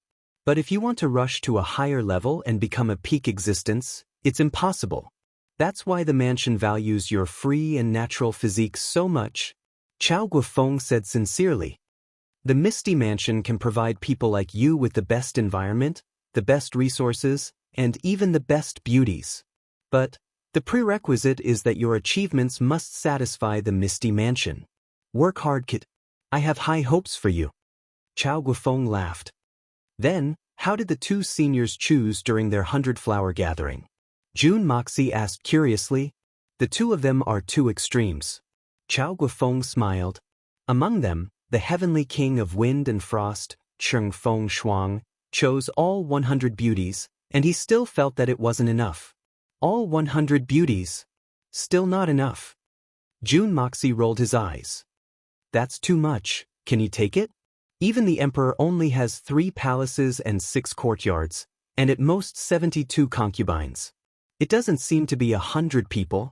But this senior still felt that it wasn't enough for 100 people. Wasn't he afraid that that person would die? That I'm not sure. Chao Guofeng's face turned red. After all, to discuss such questions with his own disciple was a little inappropriate. Then what about the other one? The other one is the frost swordsman, Dugu Piaoling. He was placed in front of 100 beauties, but he didn't choose any of them. He returned to the Misty Mansion to recuperate after he was heavily injured. From start to end, he didn't get close to any women, and he lived alone for the rest of his life. Chao Guofeng's face was filled with respect and sincerity. That is a true martial artist. In his life, he didn't have any friends or relatives. His only companion was his saber. Perseverance is indeed perseverance, but that's too extreme. That kind of life is too boring. In one's life, there will always be one's own pursuits. Without any emotions or desires, it's too boring. Jun Moxie curled his lips. A lifetime of perseverance is also a kind of pursuit. In fact, it's the most persistent pursuit. Chao Guofeng said solemnly. It's because of Senior Dugu's perseverance that he could reach the pinnacle of martial arts. You should learn from him.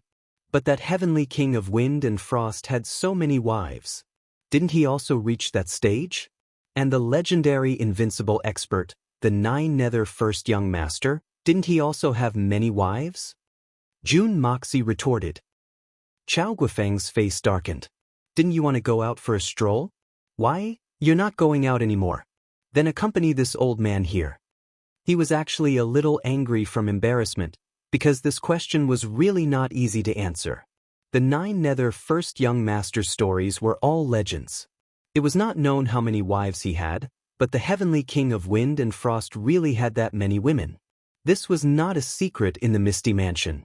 Was he supposed to tell him that the heavenly king of wind and frost practiced the best yin-yang technique, and was especially good in bed, and the more wives he had, the more powerful he was? If that was the case, what would happen if this kid made the same request? This was not a joking matter. This kid in front of him had the feelings of a youth. Who knew what he would think? That youth didn't have dreams of love? If you don't want to say it, then I won't say it. But don't get angry. Oh, that's right. You still haven't told me who the third person is. There's the first and second. So, there must be a third and a fourth. Jun Moxie tactfully changed the subject. There are only 3 people who can't be offended. As for the third person who can't be offended, Chao Guofeng smiled. The third person is the one who can't be offended. This person is a young lady, the granddaughter of the current Manor Lord of the Misty Mansion. She's also the youngest granddaughter of the Manor Lord, the apple of the Misty Mansion's eye. Kid, it's best for you to keep your distance from her.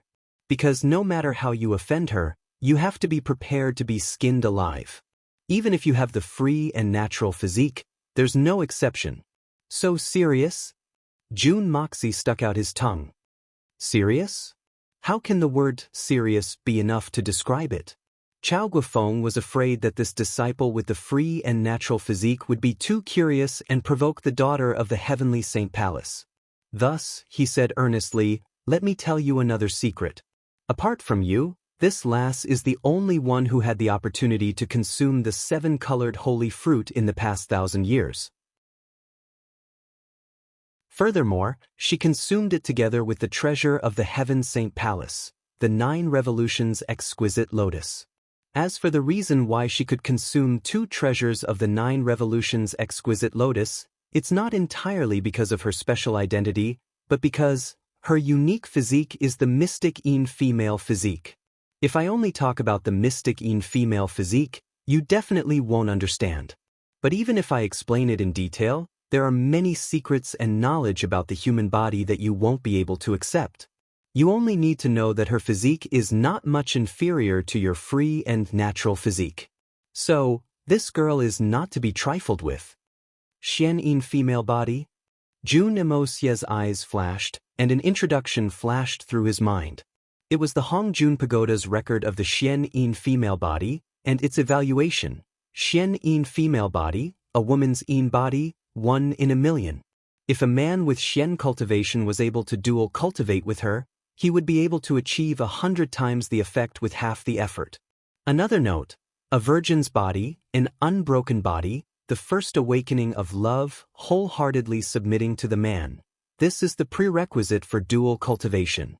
If one is missing, not only will it be useless, it will even cause a backlash from the Xian-yin, putting both the man and the woman in danger. A virgin's body, an unbroken body, this condition was something that anyone could understand. As for the first awakening of love, it meant that the man had to be the lass's first love. Then it should be like that? As for wholeheartedly submitting to the man, it seemed like the lass had to be willing to risk her life to fall in love with the man. The starting point of this basic requirement for dual cultivation couldn't be said to be low. June Moxie couldn't help but ponder, dual cultivation? Seems like there's something to be gained. I'll just wait and see first. Even if it's a beauty, it still depends on whether this young master has the appetite. Unless she's very pleasing to the eye, I will definitely not force myself to do it. If the other party is a dinosaur, then I might as well not even consider it.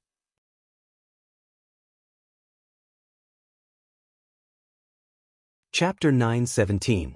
So, while nothing must happen to you, nothing must happen to her as well. Coupled with her special status as the princess of the Misty Mansion, she is naturally more important than a free and natural physique possessor like you.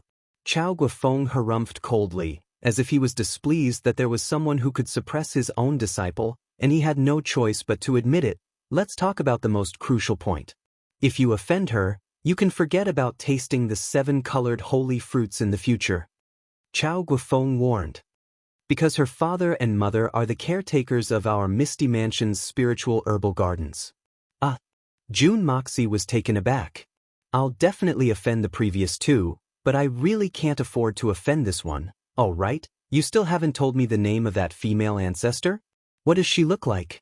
Only by knowing her rough appearance can I have a clear idea of what's going on. June Dashao seized the opportunity to probe the girl's background. Female ancestor? You mischievous lad, you really know how to give people nicknames. But using this name to describe that lass is rather appropriate. Chao Guofeng chuckled and shook his head repeatedly. Didn't you say that no one can afford to offend her? If that's not an ancestor, then what is she? What does she look like? Is she ugly or handsome? I can't possibly avoid a lady every time I see her, right? That would make me look like I'm crazy. June Dashao was rather interested to know more about this female ancestor. Spiritual herbal gardens. This name was indeed rather poetic. But the most important thing was that there was a 7-colored holy fruit tree in there, and it seemed like there was more than one tree. That was a heaven-defying treasure. Speaking of which, June Dashao was originally a little disappointed, but he suddenly thought of the unique divine ability that he had, the power of the 5 elements. Especially the power of wood that he hadn't used for a long time. At that moment, June Dashao almost threw his head back and laughed hysterically. If this 7-colored holy fruit was in the hands of others, perhaps it would take 500 years for it to bloom and bear fruit, but in the hands of this young master. As long as there is enough spiritual energy as a foundation, this father can make it bloom and bear fruit 365 times in a month. At that time, even if this 7-colored holy fruit was treated as an ordinary fruit, it wouldn't be a problem for it to be placed on the plates in the living room every day. As the saying goes, there are only things in this world that can't be imagined, but there is absolutely nothing that can't be done. Didn't this prove it again? Therefore, he had to go to the spiritual herb garden. Moreover, the security there would surely be extremely tight. No matter how careful he was, if he offended this female ancestor, it would surely give rise to a lot of trouble out of thin air. Whether it was his previous life or this life, there was a common understanding. As long as it was a woman, it was rare that she wasn't petty. At most, it was just that some women looked a little more attractive. If he offended this female ancestor, it would give rise to a lot of trouble out of thin air. Then the gains wouldn't make up for the losses.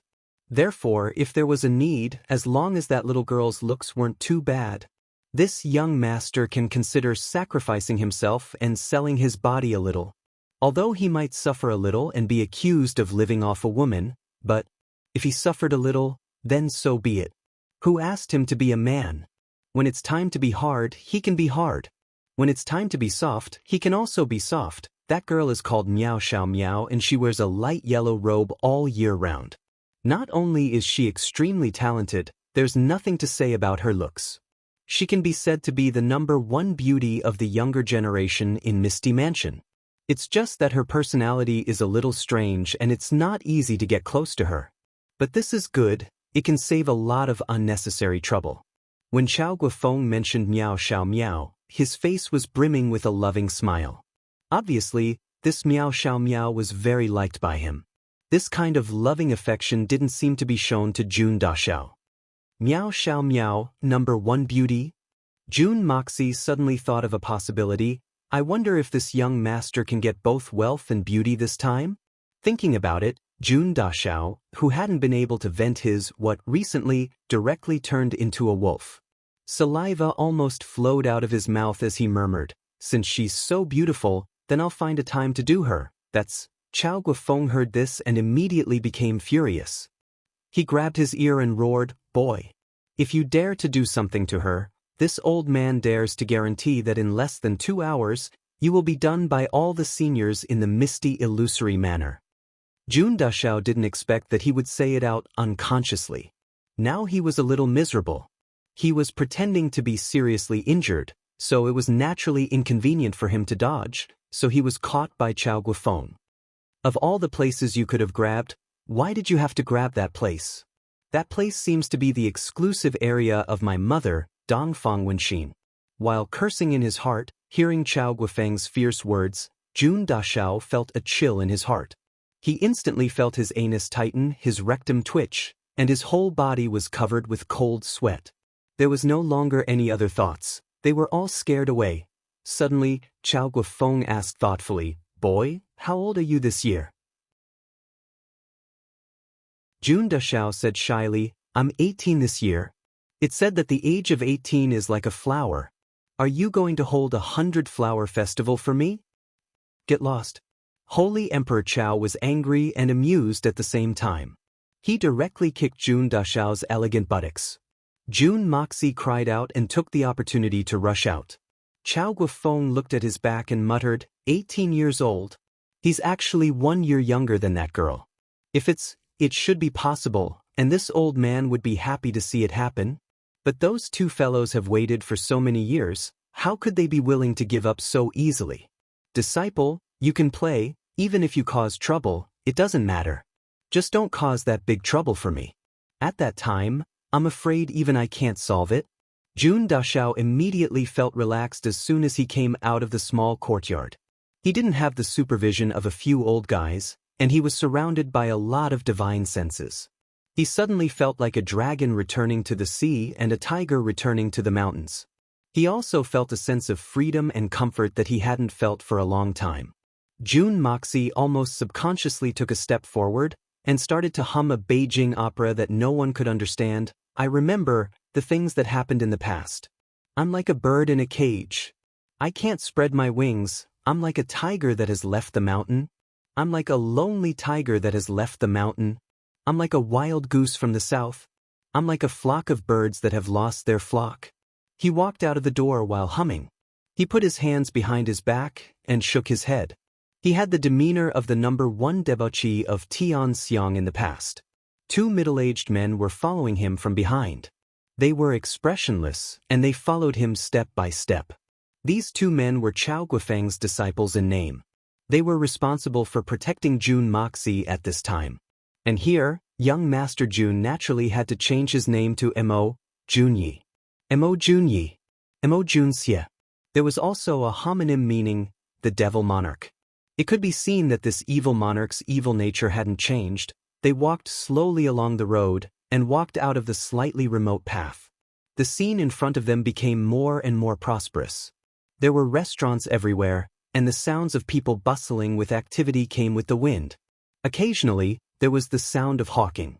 The bustling scene was not inferior to Tianxiang City or Chrysanthemum City.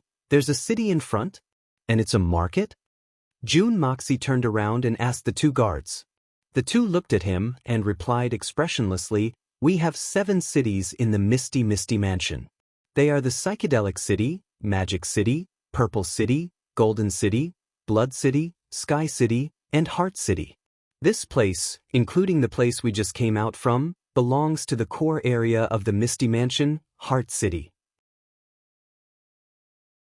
It's not the same as the common people. A few miles ahead is the place where the common people live. All the necessities of the main palace of the Misty Mansion are purchased here. June Moxie made a sound. The other person said, "Young master, you come from outside the Misty Mansion, so you may not know much about the customs of the mansion. Although the people of the main palace are above the common people, they don't know that the common people are like ants. The young masters and ladies of the various families in the Misty Mansion also play here, and most of them are gathered here. It's probably because this is the most prosperous area of the Misty Mansion." The meaning behind his words seemed to be pointing at something, reminding and warning him. He must have been instructed by Chao Guifeng not to let this young master cause any trouble. "I understand. Thank you for the information, big brother." June Moxie smiled and asked, "Oh yes, I heard Elder Chao mention the spirit herb garden of the Misty Mansion. Which city is this mysterious garden in?" The man with a cold face said, "The spirit herb garden? It's best that you don't ask about it." He paused, as if he felt that his words were a little harsh, and said, "The spirit herb garden is not in any city.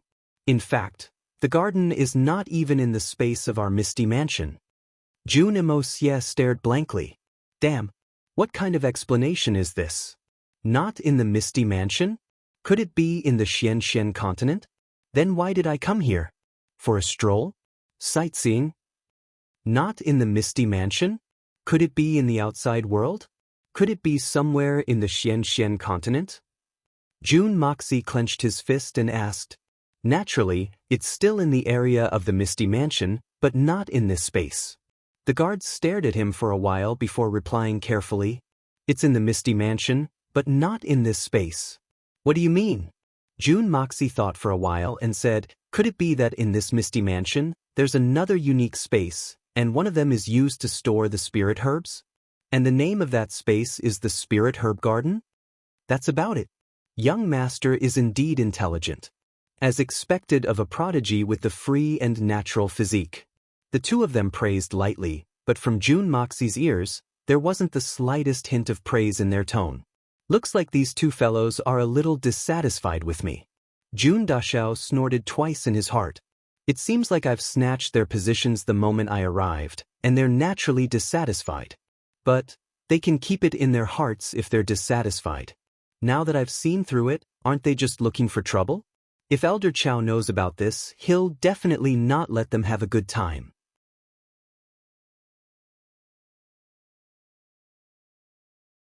Chapter 9:18. There was no other reason.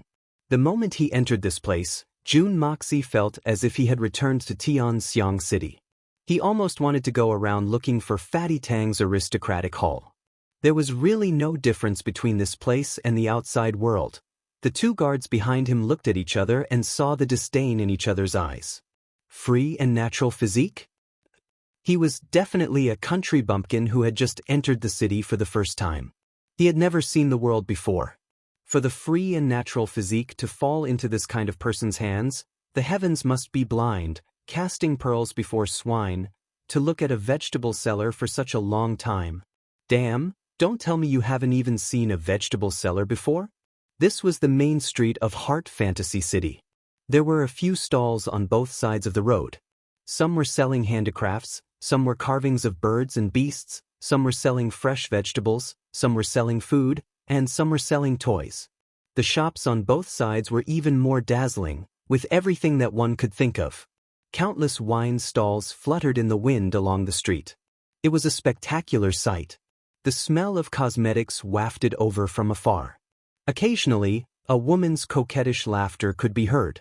And he had reached a brothel. Everywhere, there were well-dressed people walking in, and there were also many people walking out with weak legs. Their faces were full of satisfaction and reminiscence. The flow of customers in the hotel was endless, and the fragrance of wine filled the entire street. "It's very flourishing," June Emosia exclaimed in admiration. This place seemed to be even more flourishing than Tianxiang City. He threw a copper coin and took a stick of candied haws.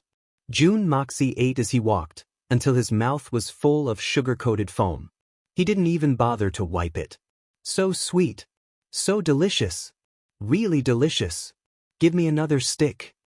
The two guards behind him looked at each other. They felt that it was really embarrassing to follow behind this fellow.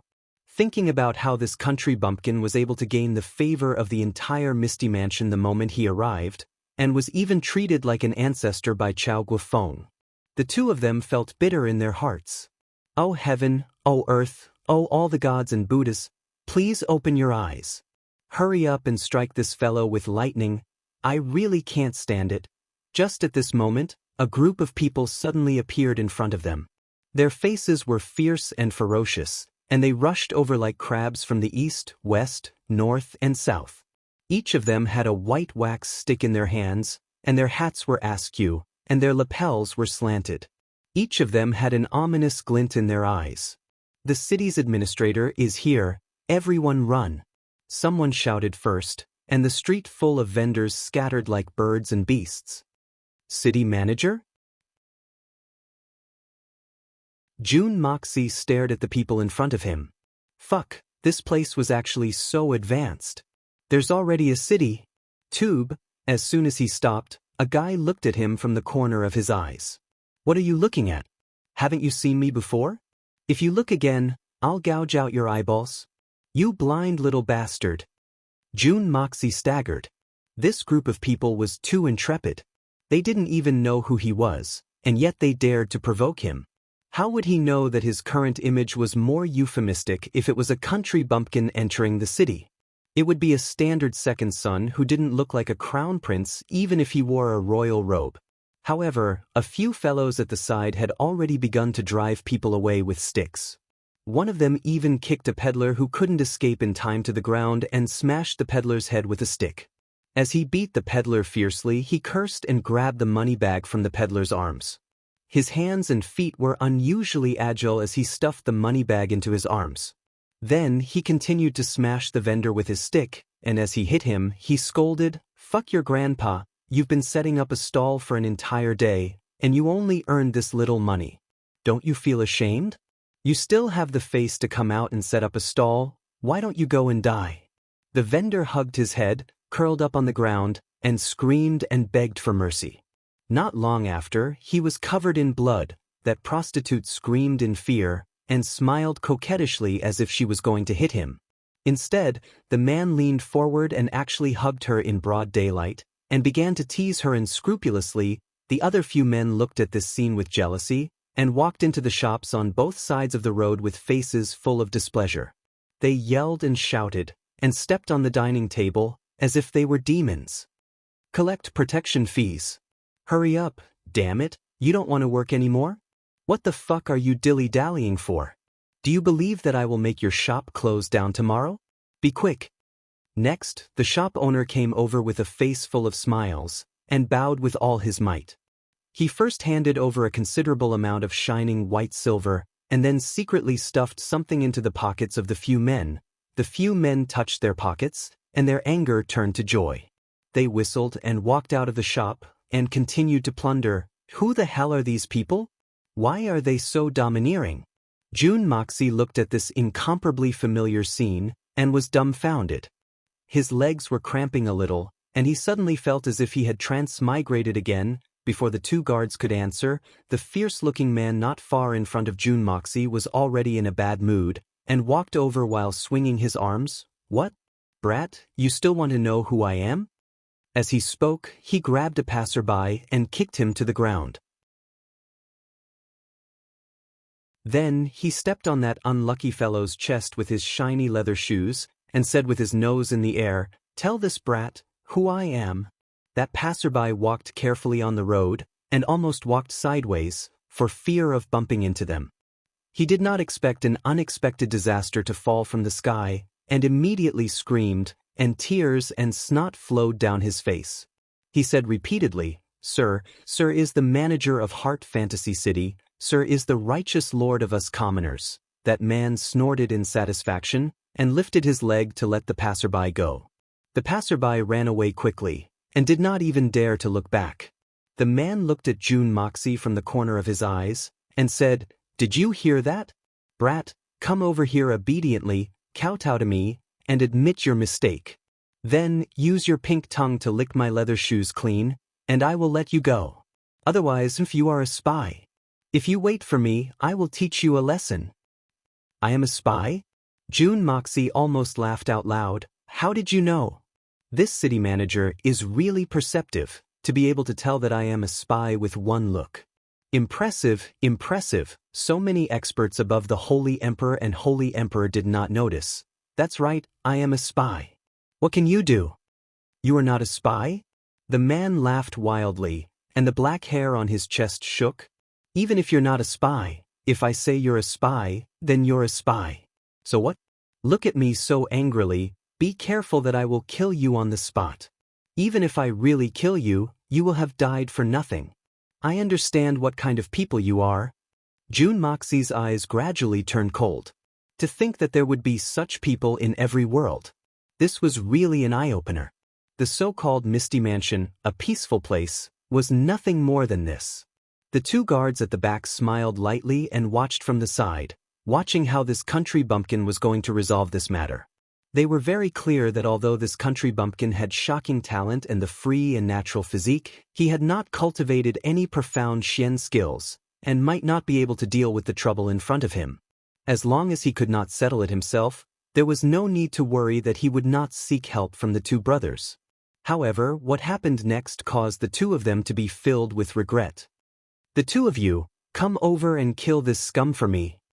June Dashao ordered arrogantly. With free labor by his side, why would June Moxie take the risk of exposing his identity and personally take action? Hurry up, or else I will tell my master that I was bullied outside and you two are watching me make a fool of myself. Do you think my master will believe me or you too? If I am really injured or something, how do you think my master will take care of the two of you? The two of them looked at each other, not expecting this seemingly innocent kid to have such a trick up his sleeves. If he really went back to complain tearfully, regardless of whether it was true or not, the two of them would definitely be in deep trouble. One had to know that this kid was not only tearfully complaining to Chao Guofeng, there were still the other 6 holy emperors. Which one of them did not see this kid as their precious treasure?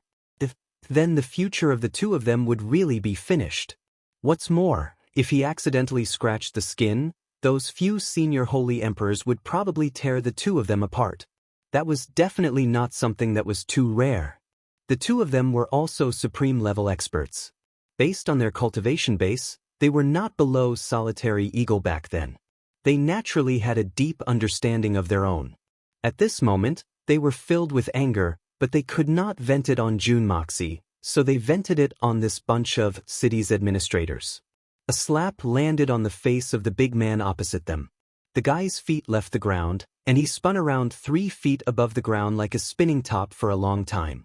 The teeth on half of his face were like bits of broken jade, spinning and spitting out like a machine gun. The other person leaped up with its tink sound and shouted in midair, "You bunch of blind bastards. All of you, gather over here. If you don't come over in 10 breaths' time, you don't need to come over ever again." Reality had proven that the demeanor of a supreme-level expert was very intimidating no matter where it was.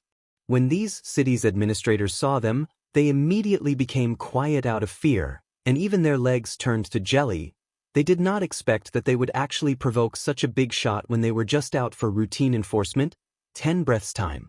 In less than 5 breaths' time, 7 to 8 people walked over obediently and quickly stood in a row. The 2 guards did not say a word, and started to beat them up. As he beat them up, he felt aggrieved in his heart. I'm a great supreme expert. Although I'm not considered a big shot in the misty illusory manner, and I'm not a super expert, but beating up a normal person like this is the first time in my life. It was too suffocating. However, although the 2 of them were heavy-handed, they knew in their hearts that they could teach these people a lesson, but they must not kill them. After all, the cleanliness of the city depended on these people. Moreover, this was one of the basic components of the Misty Mansion. However, after the 2 of them stopped, they were dumbfounded. The 8 people on the ground were moaning and groaning at first, but now they were all bleeding from their orifices, their eyes were bulging out, and they were not breathing at all. They were all dead. Not a single one was alive. What was going on? Although they had used a lot of strength just now, they did not use their own Xianqi at all. At best, they only had the strength of a normal person, so how could they have killed people? Please rest assured, my condition is recovering. Moreover, I feel better and better. I have completely recovered. I will have a good sleep, and then we will continue to fight. To be honest, I have not slept well for 5 days and 5 nights. The plot ideas are fighting in my head every day. This feeling is terrible.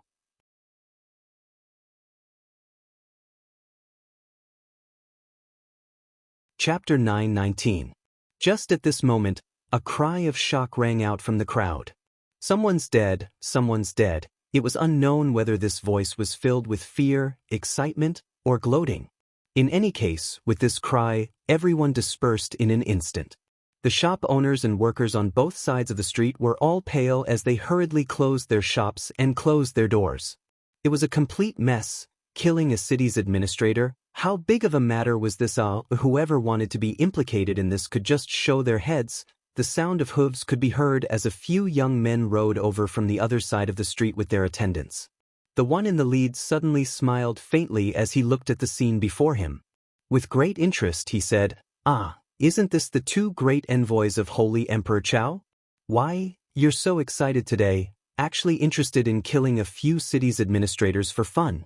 With the cultivation of a supreme martial artist, haha, killing the city's administrators of the secular world to your heart's content? How mighty and impressive, ah!"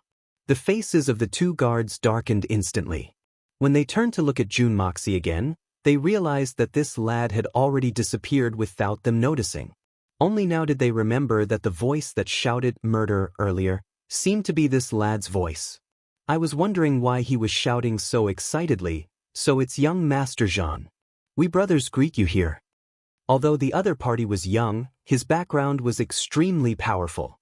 The 2 guards knew that they couldn't afford to offend him, so they naturally didn't dare to be the least bit rash. Coincidentally, this handsome and tall young master in front of them was the person that Holy Emperor Chao Guofeng had reminded Jun Dashao time and time again, the first person in the Misty Mansion that they couldn't afford to offend. The Jean family, Jean Yushu. Not to mention Jean Yushu himself, even the other few young masters behind eldest young Master Jean were all descendants of the great families in the Misty Mansion. Regardless of which one of them, these 2 brothers couldn't afford to offend them. Although Chao Guofeng himself and the powers around him weren't afraid, they wouldn't get into any conflict with these families for no reason. Everyone had a tacit understanding to maintain the harmony on the surface. For example, Chao Guofeng would naturally stand up for young Master Jun if he were to go against the young masters of these aristocratic families. In fact, it wouldn't be uncommon for them to fight. But if the 2 brothers were to provoke these young masters, Chao Guofeng would definitely not stand up for them. In fact, he would even punish them severely. In fact, he might even expel them from the family and cripple their martial arts. However, this was a matter of life and death. Wang Ning, Li Jie, I heard that you 2 have a new young master now? Jean Yushu raised his chin and narrowed his eyes, looking down at these 2 people with a condescending gaze, as if he was looking at ants. I heard, it's some free and natural physique? I heard that he's very powerful? Is that so? He said the word heard 3 times in a row, but he purposely dragged out his breath each time, revealing his contempt and disdain. The few youths behind him couldn't help but burst into laughter, rocking back and forth with the intention of livening things up. One of them said, "What free and natural physique? He's just a country bumpkin at most. Who knows where he was picked up from? This kind of trash is just a pile of shit compared to our big brother Jean." Another person said, "Calling him a pile of **t is already praising him too much. This young master has read a lot of books. And although I dare not say that I know everything from astronomy to geography, I have never heard of any strange physique called the free and natural physique in this world. Who knows where this scoundrel has crawled out from, trying to suppress us with a nameless thing? He must be blind to think of something like that." With Big Brother Jean around, which young man in the Misty Mansion dares to say that he's number 1 in the Misty Mansion? A frog at the bottom of a well who overestimates his own capabilities, an arrogant man from the filthy world. Jean Yushu smiled reservedly. His fair and handsome face was filled with a smug look. But if one looked closely, they would be able to see that in the depths of his eyes, there was a hint of calmness and awe. He was observing the faces of the two people in front of him, not letting go of any clues. From the corner of his eyes, he was also observing the group of people behind him. If Jun Moxie was here, he would definitely be able to tell that this legendary young master of the Jean family was definitely not an idiot. But it was a pity that he had already slipped off to God knows where. Young Master Jean is right? Wang Ning's face turned slightly green. Lord Holy Emperor Chao had indeed taken in a disciple with the free and natural physique previously. We're here to accompany young Master Mo to Heart Fantasy City to widen your horizons.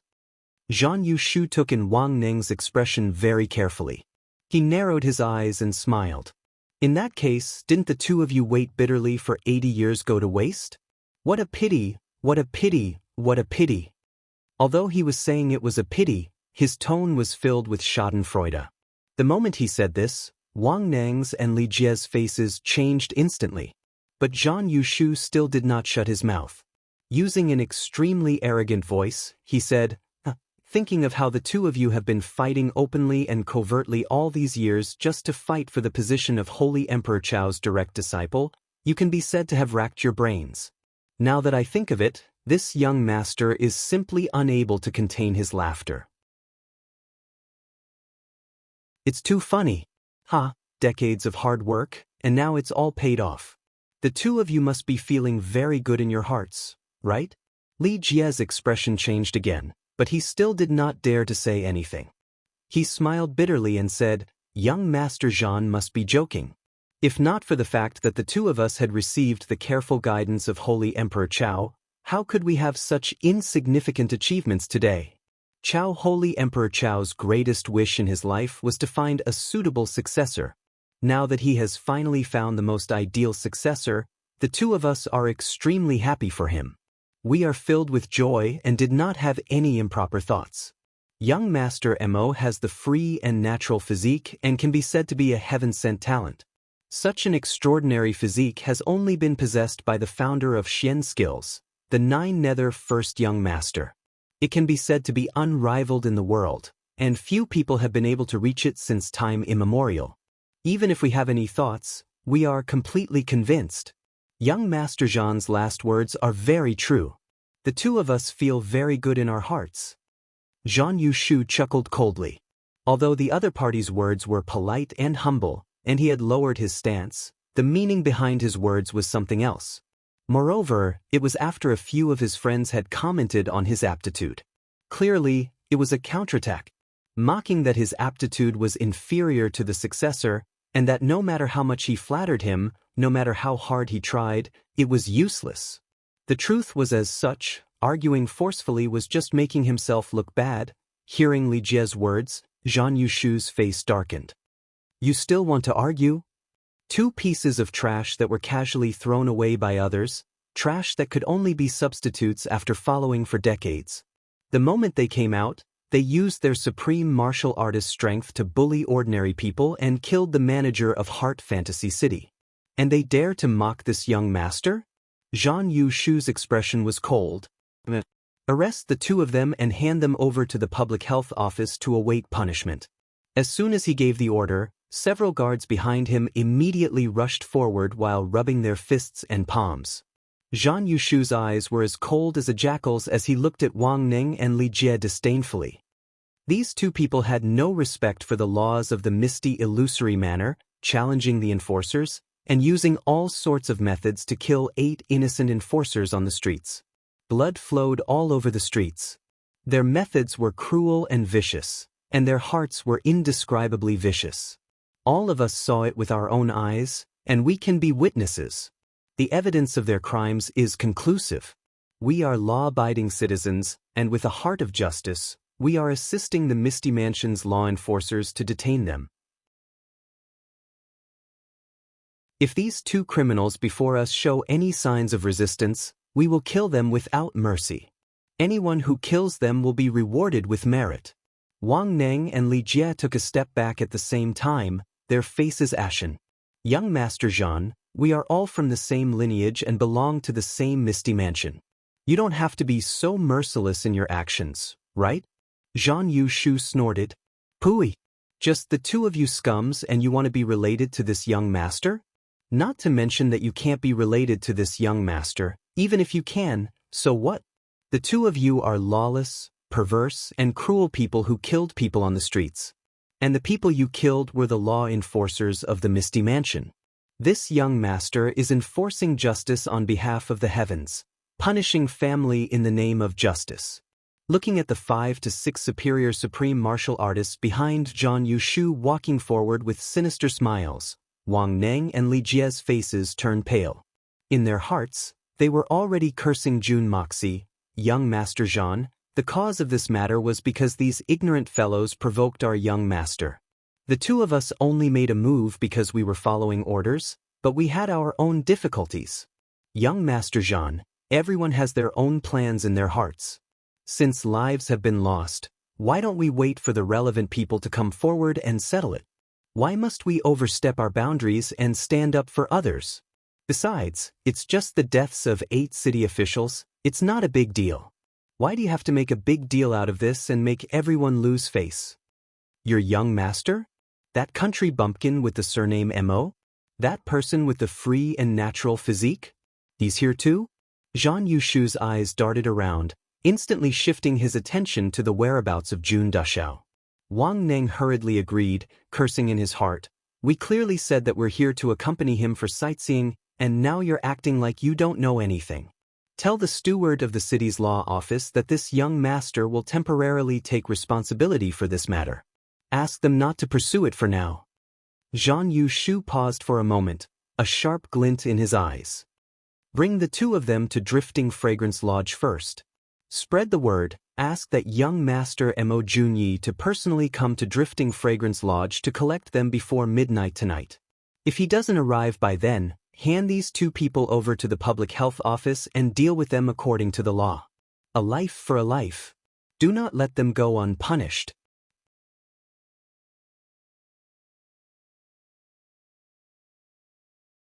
Chapter 920. As for those city officials who died, to these people, it was just a small matter that was not worth mentioning. It was not even worth mentioning. It was not impossible for them to wipe out all the city law offices whenever they wanted to. These city officials were essentially hooligans. If they died, then so be it. There was no more meaning to them. Wang Neng and Li Jie exchanged a look, understanding in their hearts. So Zhang Yushu's real target was that Mo Junyi, and not the two of them. They were just unlucky enough to become his pawn in causing conflict. The reason why he took such a big detour was only to make it more difficult for Mo Junyi to turn the situation around, but the two of them were not worried at all. Instead, they heaved a sigh of relief. As long as they could extricate themselves from this mess, it was fine. As for that Mo Junyi, who was interested in his life or death, it would be more to their liking if he was tortured to death by Zhang Yushu, and they would have one less thorn in their side. That country bumpkin should die earlier, so the two of them followed Zhang Yushu's subordinates to Drifting Fragrance Lodge, determined to cooperate with this show to the end. As for this matter being known by Chao Guofeng, there was no reason for it. Just now, it was indeed Mo Junyi who gave the order to make a move. That person's death was naturally because of him. This was not a lie, but the truth. Zhang Yushu's brows furrowed slightly. Narrowing his eyes, he muttered, "Oh Junyi, Demon Monarchy. This young Master Mo has really chosen a very interesting name. This young master wants to see how this Mo Junyi is a demon monarch. It's fine if you don't come, but if you do, this young master will let you know how powerful I, Zhang Yushu, am. I guarantee that you will never forget it for the rest of your life. What free and natural physique?" Turning around, he left in a carefree and relaxed manner. As for Jun Dashao, he was already on another path. He had no interest in this matter. Having successfully created trouble for the two of them, Jun Dashao slipped away. As for those city guards who had suddenly died, they were naturally killed by young Master Jun's underhanded methods. He was extremely clear that Wang Neng and Li Jie would never follow his orders to kill someone. After all, they were on the streets. Killing a city guard on the streets would have severe consequences. In truth, no matter how severe the consequences were, King and Li would not be willing to carry out his orders without any hesitation. However, Jun Moxie did not like these people. It wasn't just those useless city overseers, but also Wang Neng and Li Jie. Therefore, when Wang Neng and Li Jie attacked, Jun Dashao secretly sent his own spiritual energy into the wounds left behind by the two of them and broke the arteries and veins of all the fallen city overseers. With Jun Dashao's current achievements, not to mention those weak city officials, even Wang and Li would not be able to survive. No one knew. What was the point of keeping these kind of vermin, gangsters, and bullies alive? Even if they really contributed to the security of the Misty Mansion, with their actions, they deserved to die. Towards these kinds of people, whether it was in his previous life or this life, Jun Moxie would never be lenient. However, this time, he was not satisfied with the killing. It was too depressing. Now that there were two people who did not get along with him, Jun Moxie felt very good. It was not an exaggeration to say that he was extremely happy. He walked to the east and looked to the west, but his divine sense was one step ahead of the others. He carefully observed which direction had richer spiritual qi, which direction had stronger spiritual qi fluctuations, and which direction had stronger spiritual qi fluctuations, as well as which direction had experts. Like this, Jun Moxie could not help but be shocked. In this heart fantasy city, the place with the thickest spiritual energy was actually the place that he had just come out from. However, in this city, there were countless strong divine senses surging in the air. Although they were all moving around, there were clearly some in all directions, enveloping the entire heart fantasy city. However, this was also reasonable. How could the place where the Holy Emperor was not at an important location? The power and core position of the Misty Mansion? How could there not be a strong person guarding it? This was the principle of 1 and 2, 2 and 1. Jun Moxie was secretly impressed. As expected of the legendary Misty Mansion, the number of top experts in this place was more than 100 times higher than the outside world. If such a force was concentrated against the outside world, even if 9 Serenities and 14 Masters, who had recovered to their peak condition, came here personally, they might not be able to get away with it. No wonder that fellow did not directly charge into the Misty Mansion, and even left his personal weapon here, only entrusting it to Jun Moxie to steal. So it was because he had reservations. As Jun Dashao was thinking, he suddenly felt an unusually strong divine sense coming towards him. In the blink of an eye, it was already close to him. At the same time, there was another fragrant and elegant wind. Amidst the elegance, there was a hint of coldness. It came quietly, as if someone was using their own strong divine sense to firmly lock onto his position. Jun Moxie snorted coldly in his heart. This divine sense was indeed quite strong, but it was not enough to enter Jun Dashao's eyes. However, now that his priority was to find the rainbow holy tree, it was better not to get involved in these insignificant matters.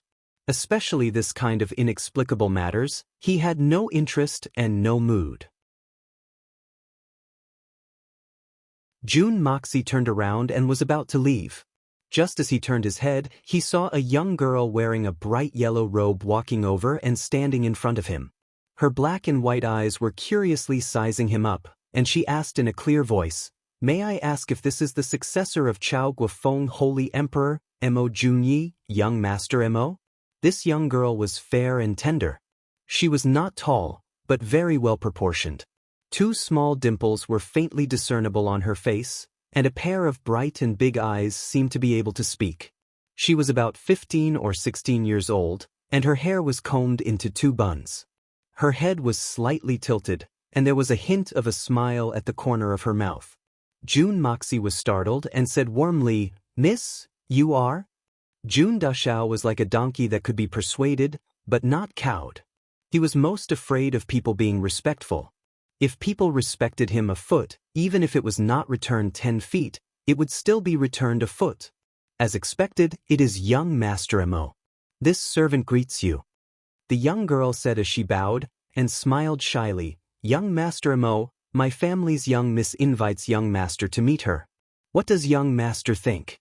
Is it possible to move a little?" After she finished, her small hand pointed to the side, and said, "My family's young miss is over there waiting for young master's arrival." June Moxie rubbed his nose and smiled bitterly. "What a powerful young girl. You have already forced me to not agree, and you actually came to ask for my opinion. Let's do as you said, and move a little to meet your family's young Mississippi." This young girl spoke very politely, so naturally there was no problem. But the problem was that after she pointed, June Moxie completely lost all reason to refuse. Because the young miss was standing there looking at him. If he didn't go, then he would definitely offend her. He had just arrived, and she was already able to recognize him. She must have a great background, and was probably a direct descendant of the upper echelons of the Misty Mansion. June Moxie could even deduce from this young girl's clothes that her young miss was most likely the third person in the Misty Mansion who could not be provoked. The most beloved granddaughter of the Misty Mansion's palace master, Meow Xiao Meow. June Moxie helplessly spread out his hands. Seeing his comical appearance, the young girl couldn't help but burst out laughing. "Little girl, what's your name?" June Moxie asked as he walked. "Aren't you ashamed? Young master, you may not be older than this servant by a few years, but you actually call me little girl." The young girl scratched her face and made a funny face. "This servant is called Little Bean Sprout. Hee, this is the name that young miss gave me." "Little Bean Sprout?" June Moxie stopped in his tracks and sized her up carefully. He praised, "It is indeed an interesting name. Look at this young lady's clothes. This is not only a little bean sprout, but also a little bean sprout. Young master, you must be joking." Little Bean Sprout blushed and twisted her waist to express her dissatisfaction. She led June Moxie to the left. "Gu Fei Yu, what do you think of this person?" In a restaurant not far away, there was an elegant young girl sitting alone at a table in front of the window with the best view. Her jade-like hand lightly supported her round chin, and her limpid eyes revealed a thoughtful look. She opened her mouth and asked lightly. This young girl's face was covered with a veil, and she wore a light yellow dress. Her entire person was like a beautiful pearl that didn't belong to this world. Although she was in the middle of a bustling city, she was like a snow lotus that stood alone in the world, untainted by even a speck of dust. Untainted by all the troubles of the world. It was as if even if the world was filthy, she could still stand tall and clean in it. And beside her, there was another young man in green standing there. It was obviously this person whom she had questioned previously. This young man in green was also paying attention to June Moxie, who was walking towards him. His eyes inadvertently revealed a kind of wariness and alertness, and even a faint murderous intent. It was as if he had discovered an enemy who was about to snatch his most precious thing. This young man had sword-like eyebrows and starry eyes. His appearance was very handsome, and he was tall and slender. His arms were like an ape's and his waist was like a bee's. With just one look, one couldn't help but exclaim in admiration, "What a handsome and elegant young man." But the faint coldness between his brows greatly destroyed that beautiful feeling. His eyes were long and slender, and there was a kind of flirtatious look in them.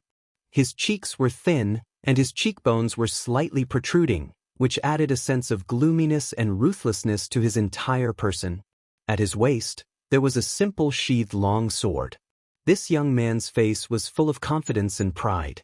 Obviously, he was a person of high status in this Misty Mansion. But in front of this young girl, he actually didn't sit down. Maybe he disdained to sit down, or was unwilling to sit down, or even didn't dare to sit down.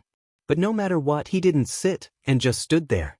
When he heard the young girl's question, he hurriedly smiled and said, "What does Sister Xiao Miao think?"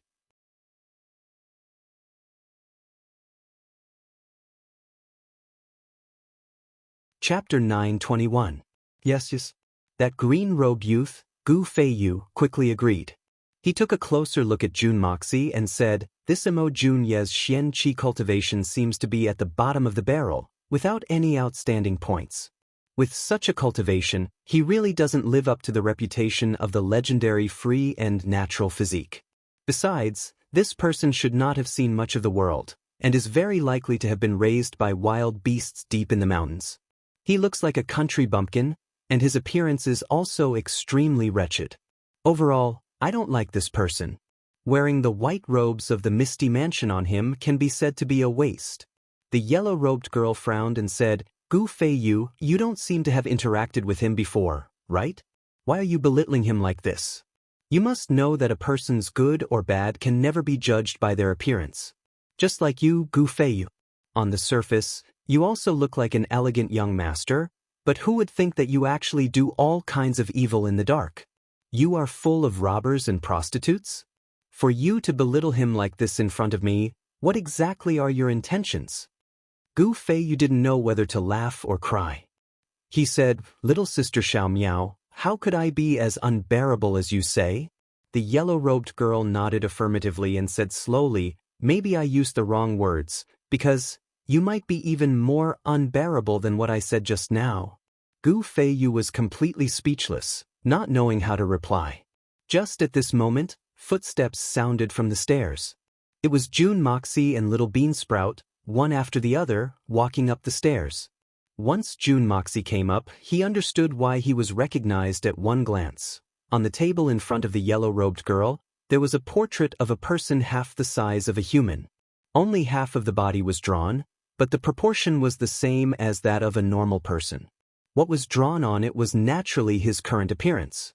This painting was extremely lifelike, as if there was another Mo Junyi in the painting. Even the expression in his eyes was extremely lifelike, without any difference from the real Mo Junyi. And at the bottom of the portrait, there was another small line of annotations. Mo Junyi, 18 years old, Xian continent. Place of birth unknown, parents unknown, background unknown, original teacher unknown. Possesses the legendary free and natural physique, the best talent for cultivating Xian Qi. Introduced into the Misty Mansion through Chao Guofeng's hands. This person appears to be loyal and honest, but there's a hint of shrewdness hidden within. He may look simple and clumsy on the surface, but he's actually very quick-witted and quick-witted. If he has no ulterior motives, he can be trained properly and become the future hope of the misty illusory manor.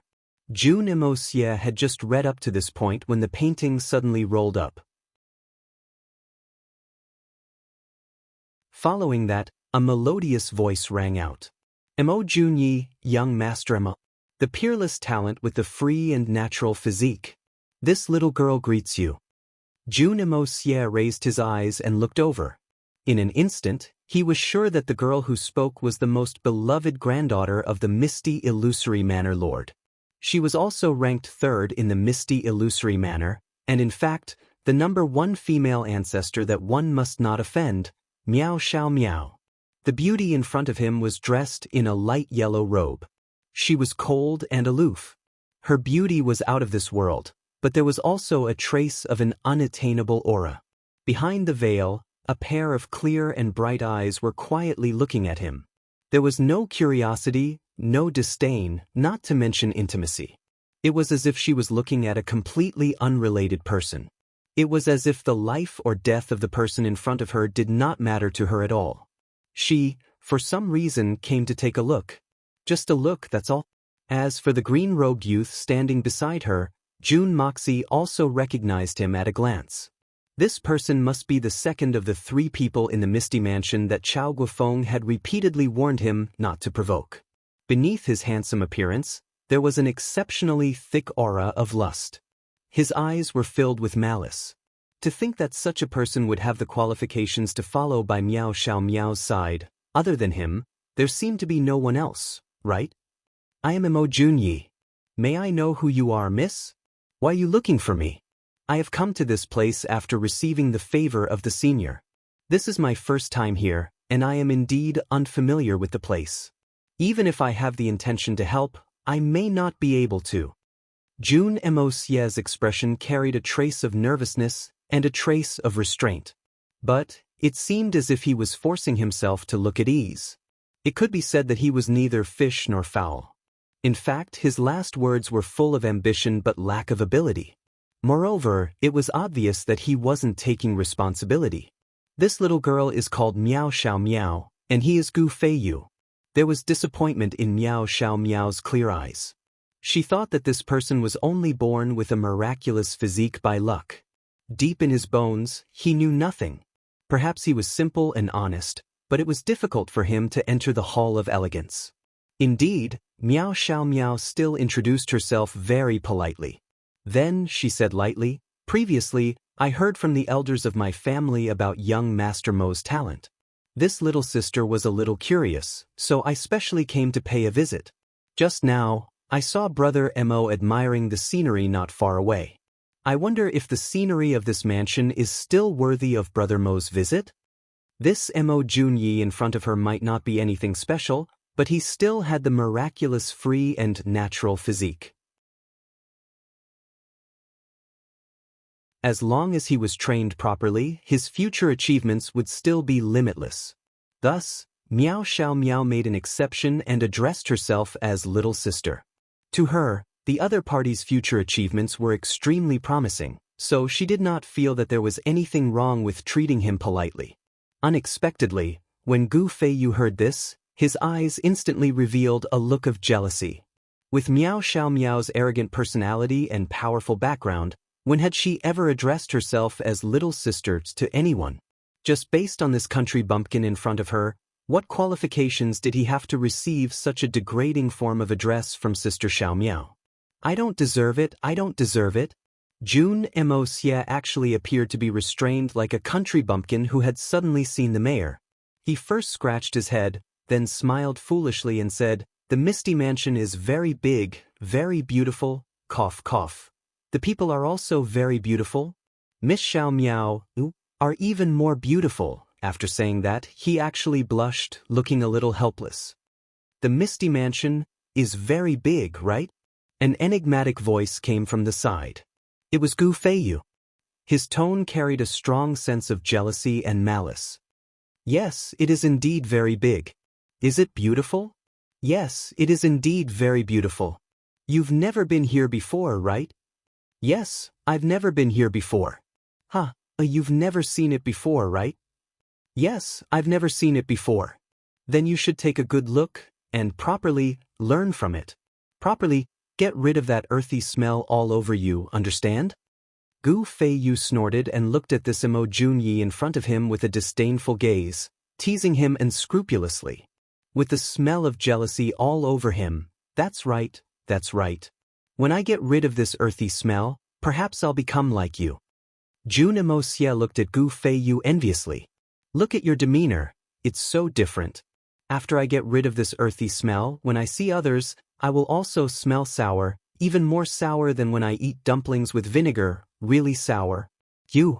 Gu Feiyu slammed the table and said darkly, "Mo Junyi, don't think that just because you're lucky and have some bullsh asterisk tea-free and natural physique that the entire Misty Mansion treats you like a treasure, you can be unbridled and do whatever you want. You should know that in this Misty Mansion, there are many people whom even your master cannot afford to offend." "Is that so? I just don't know if you're one of those people that Elder Chow can't afford to offend?" Jun Mo Xie asked modestly. Gu Feiyu was instantly speechless. Although Gu Feiyu had a fierce reputation and was listed as the second of the three people whom the younger generation of Misty Mansion could not afford to offend, he was still a member of the younger generation, and his strength was limited. If he disregarded his background, his influence was just SOSO. How would he dare to say that the third-level Holy Emperor Chao Guofeng could not afford to offend him? Holy Emperor Chao Guofeng was not an ordinary person, and if Chao Guofeng really wanted to offend his clan, it would be hard to predict the outcome of the battle. And Holy Emperor Chao himself was not a lone wolf, and he had 6 brothers who were also Holy Emperor Chao experts. If he really wanted to deal with Gu Feiyu's clan, even if his influence was not ordinary, he would not be able to bear the consequences. Holy Emperor Chao had previously repeatedly instructed Jun Mo Xie not to cause trouble, not because he was afraid of the so-called 3 people whom the younger generation of Misty Mansion cannot afford to offend, but because Holy Emperor Chao was a benevolent person and did not wish to cause internal strife in Misty Mansion for no reason and damage the strength of his own people. Now that this Mo Junyi asked him in return, Gu Feiyu was instantly speechless. "Why aren't you speaking? Don't tell me you're not included?" Jun Mo Xie smiled honestly and said, "I saw that you were very arrogant just now, and thought that you really did not care about anyone. I even suspected that you were the boss of this misty mansion. So there are so many people whom the Holy Emperor cannot afford to offend. Actually, you are not included. This really surprises me. Since you are not included, then, may I ask, what are you arrogant about? Or should I say, what are you very arrogant about? Gu Feiyu was extremely angry, but he did not dare to speak rashly anymore. This country bumpkin's appearance was not impressive, and his words were also ordinary.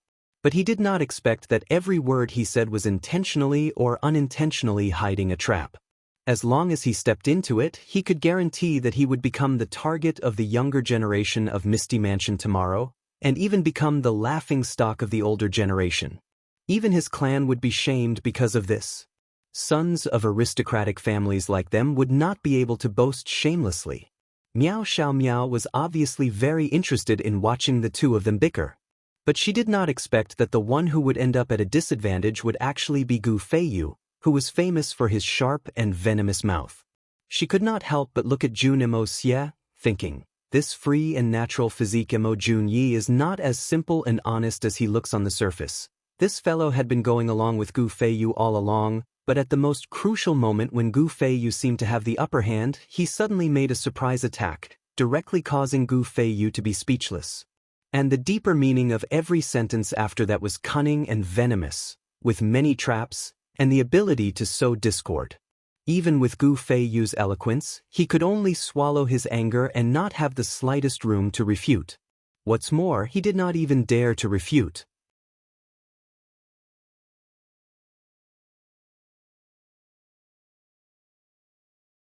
Chapter 922. The second chapter. Gu Feiyu was stunned for a while, and suddenly said coldly, perhaps I really am not that great, but, since you know you're nothing special, why are you still saying but in front of me?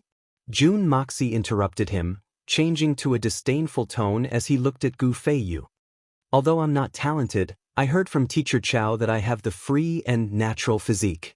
In these 10,000 years, apart from the founder of Xian Techniques, the 9 Nether First Young Master, I'm the only one who possesses this kind of physique. I may not be that great myself, but my physique is.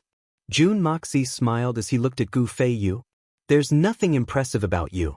I'm a little more impressive than you, so I'm more impressive than you. Do you agree with this? His eyes revealed a mocking glint. So in front of me, you have no right to say anything. Do you understand? Please remember this. Physique is nothing more than natural. But it's not because of your own hard work. What do you have to brag about? Gu Feiyu almost went mad with anger as he shouted furiously. Why can't I brag? It's because I have 2 amazing parents that I have the rare free and natural physique. That's why I'm better than you. How is it not worth boasting about? What kind of logic is that? Jun Moxie looked at him like a cat playing with a mouse. Young Master Gu, are you saying this because you think your parents are too useless? Gu Feiyu was about to say, I didn't say that, but he was so angry that he could not speak. Jun Moxie sighed and shook his head regretfully. He looked at Gu Feiyu with a pitiful gaze. I may be untalented and uneducated, but I also know the saying, a father's love is like a mountain, and a mother's love is like the ocean. Your parents painstakingly gave birth to you and even painstakingly brought you up. Now, you actually think that your parents are trash just because your physique is inferior to others? Gu Feiyu, how can you be like this?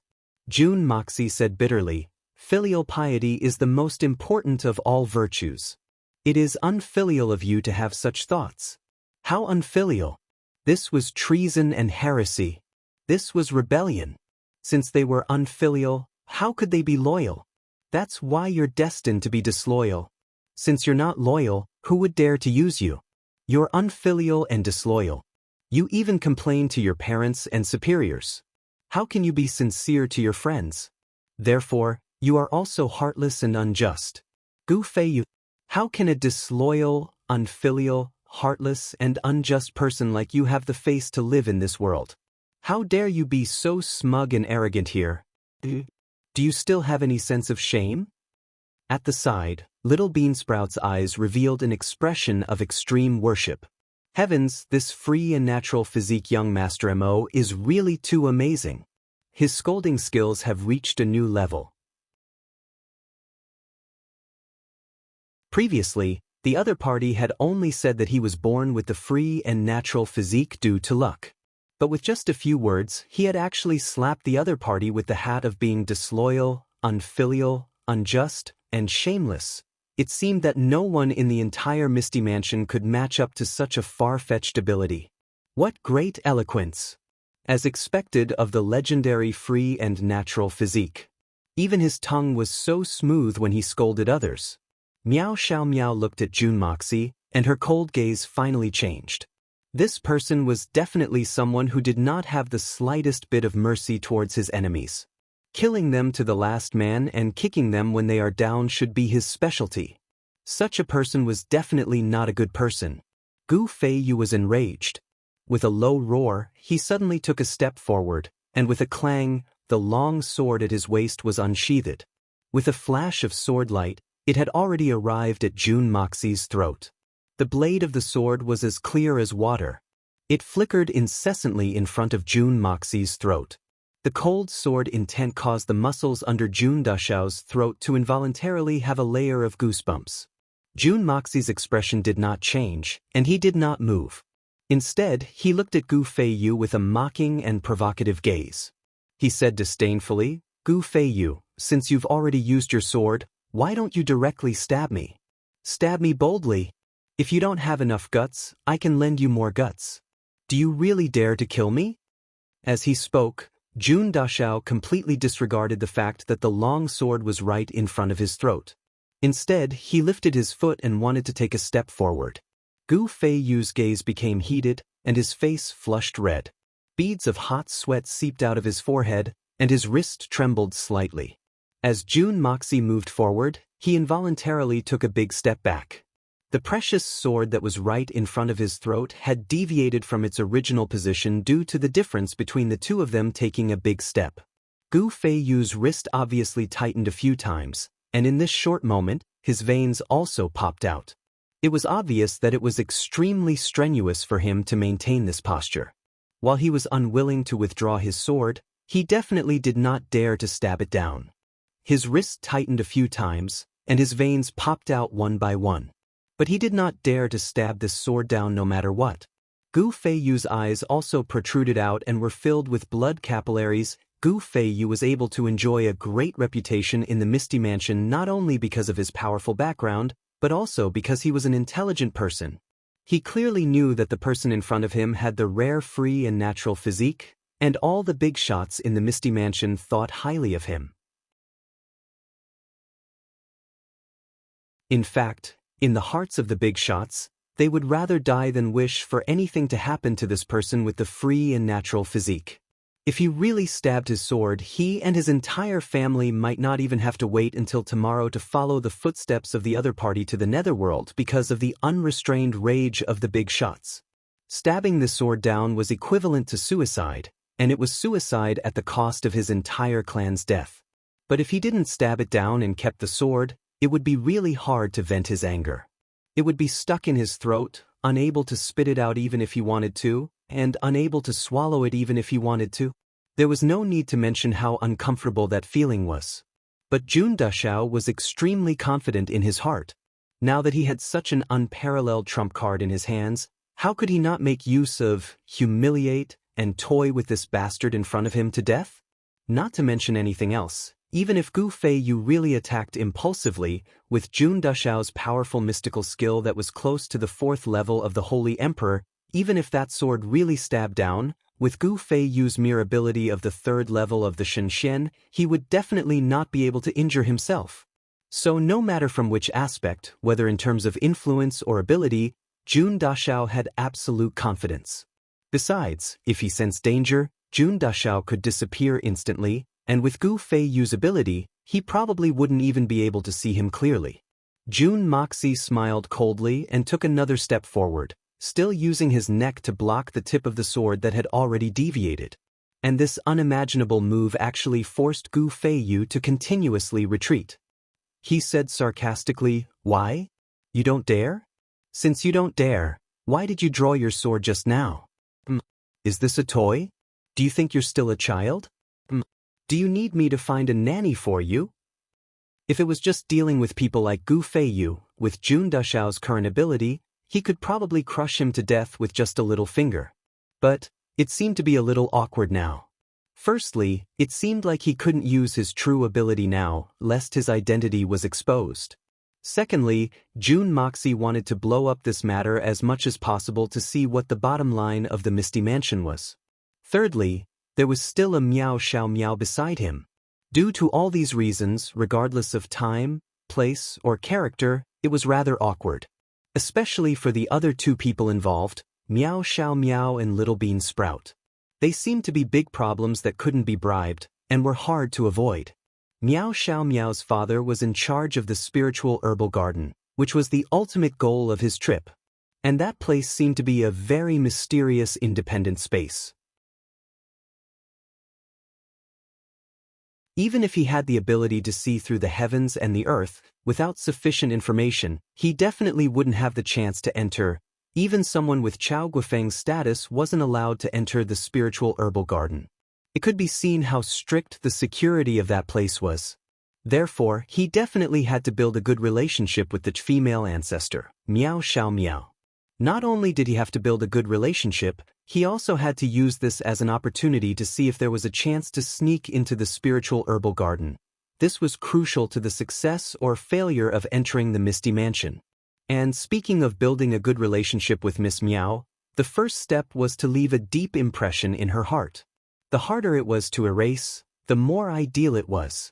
He had to let her know that he couldn't be underestimated and that he wouldn't be a mediocre person in the future. He had to make sure that in her heart, he had a super value with a bright future. Only then would he be able to attract the attention of Miao Xiao Miao and take the initiative to befriend him. If he only had the free and natural physique, but was a country bumpkin, he would at most be a very lucky fool. In the future, he would also become a half-idiot who only knew how to cultivate and not know the ways of the world. Even if he could become the number one in the world, invincible in the future, he would only be used by those with ulterior motives. No matter what, he wouldn't be noticed by those with ulterior motives. Because those with ulterior motives would definitely have ways to control him. Even if he was invincible in the world, if he had no brains and no intelligence, he would only become a battle tool that could be easily controlled by others. Possessing unparalleled martial prowess, but not the corresponding intelligence, the end result would only be a great tragedy. On this point, Jun Moxie had a deep understanding of it when he read the romance of the Three Kingdoms in his previous life. The strongest person in the Three Kingdoms was undoubtedly Lu Bu, and because he didn't have a brain, he was manipulated by others for his entire life. In the end, he was even captured alive, wagging his tail and begging for mercy. In the end, he died with his head chopped off. Even his wife and children had to suffer together. Wenho Lu Bu was a living example of this. Many people with ulterior motives used him as a tool. Only when they wanted to shift the blame to others, or when they wanted to use his martial prowess and impulsiveness to achieve their goals, would they think of him. But no one really cared about him. Even if they knew that he was invincible, so Jun Moxie had to display his potential and match it with his own talent. Then he had to display his perseverance, revealing the hidden loftiness and arrogance in his heart. He wanted to show that he wasn't someone who would be easily controlled by others. In fact, he was an extremely dangerous and terrifying person.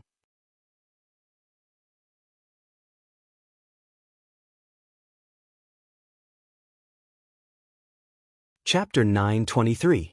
Right now, he was someone who possessed the most outstanding innate conditions, yet everyone still wanted to give him the most room to grow. Because no matter what, the Misty Mansion would never be willing to sacrifice this free and natural physique possessor. It was almost certain that in the near future, this person would definitely possess absolute strength, as well as a certain level of intelligence. He would also have his own bottom line, and would definitely not be manipulated by anyone. Such a unique existence was naturally someone that no one wanted to provoke. If anyone were to accidentally provoke him, they would probably not be able to sleep peacefully for the entire day and night. This was the most terrifying thing. Facing such a dangerous person who would not be able to befriend him. Since it was destined that they would not be able to bask in his glory, nor could they kill him prematurely, then they could only make sure that they did not suffer any losses from him. That was already the best outcome. From another perspective, this was another layer of value. At this moment, the way that Miao Xiaomiao looked at Jun Moxie had undergone a fundamental change. From a slightly cautious look to a cautious and serious one. This Mo Junyi was not only not an ordinary person, he was also someone who would definitely seek revenge for the smallest grievance. Furthermore, he was extremely daring and had a temperament that did not care about anything. This kind of person was extremely frightening and difficult to deal with. If there was no need or if there was no guarantee of killing him with a single blow, it was best not to offend him. Especially with the potential that he possessed, he would definitely become an important figure in the Misty Mansion in the near future.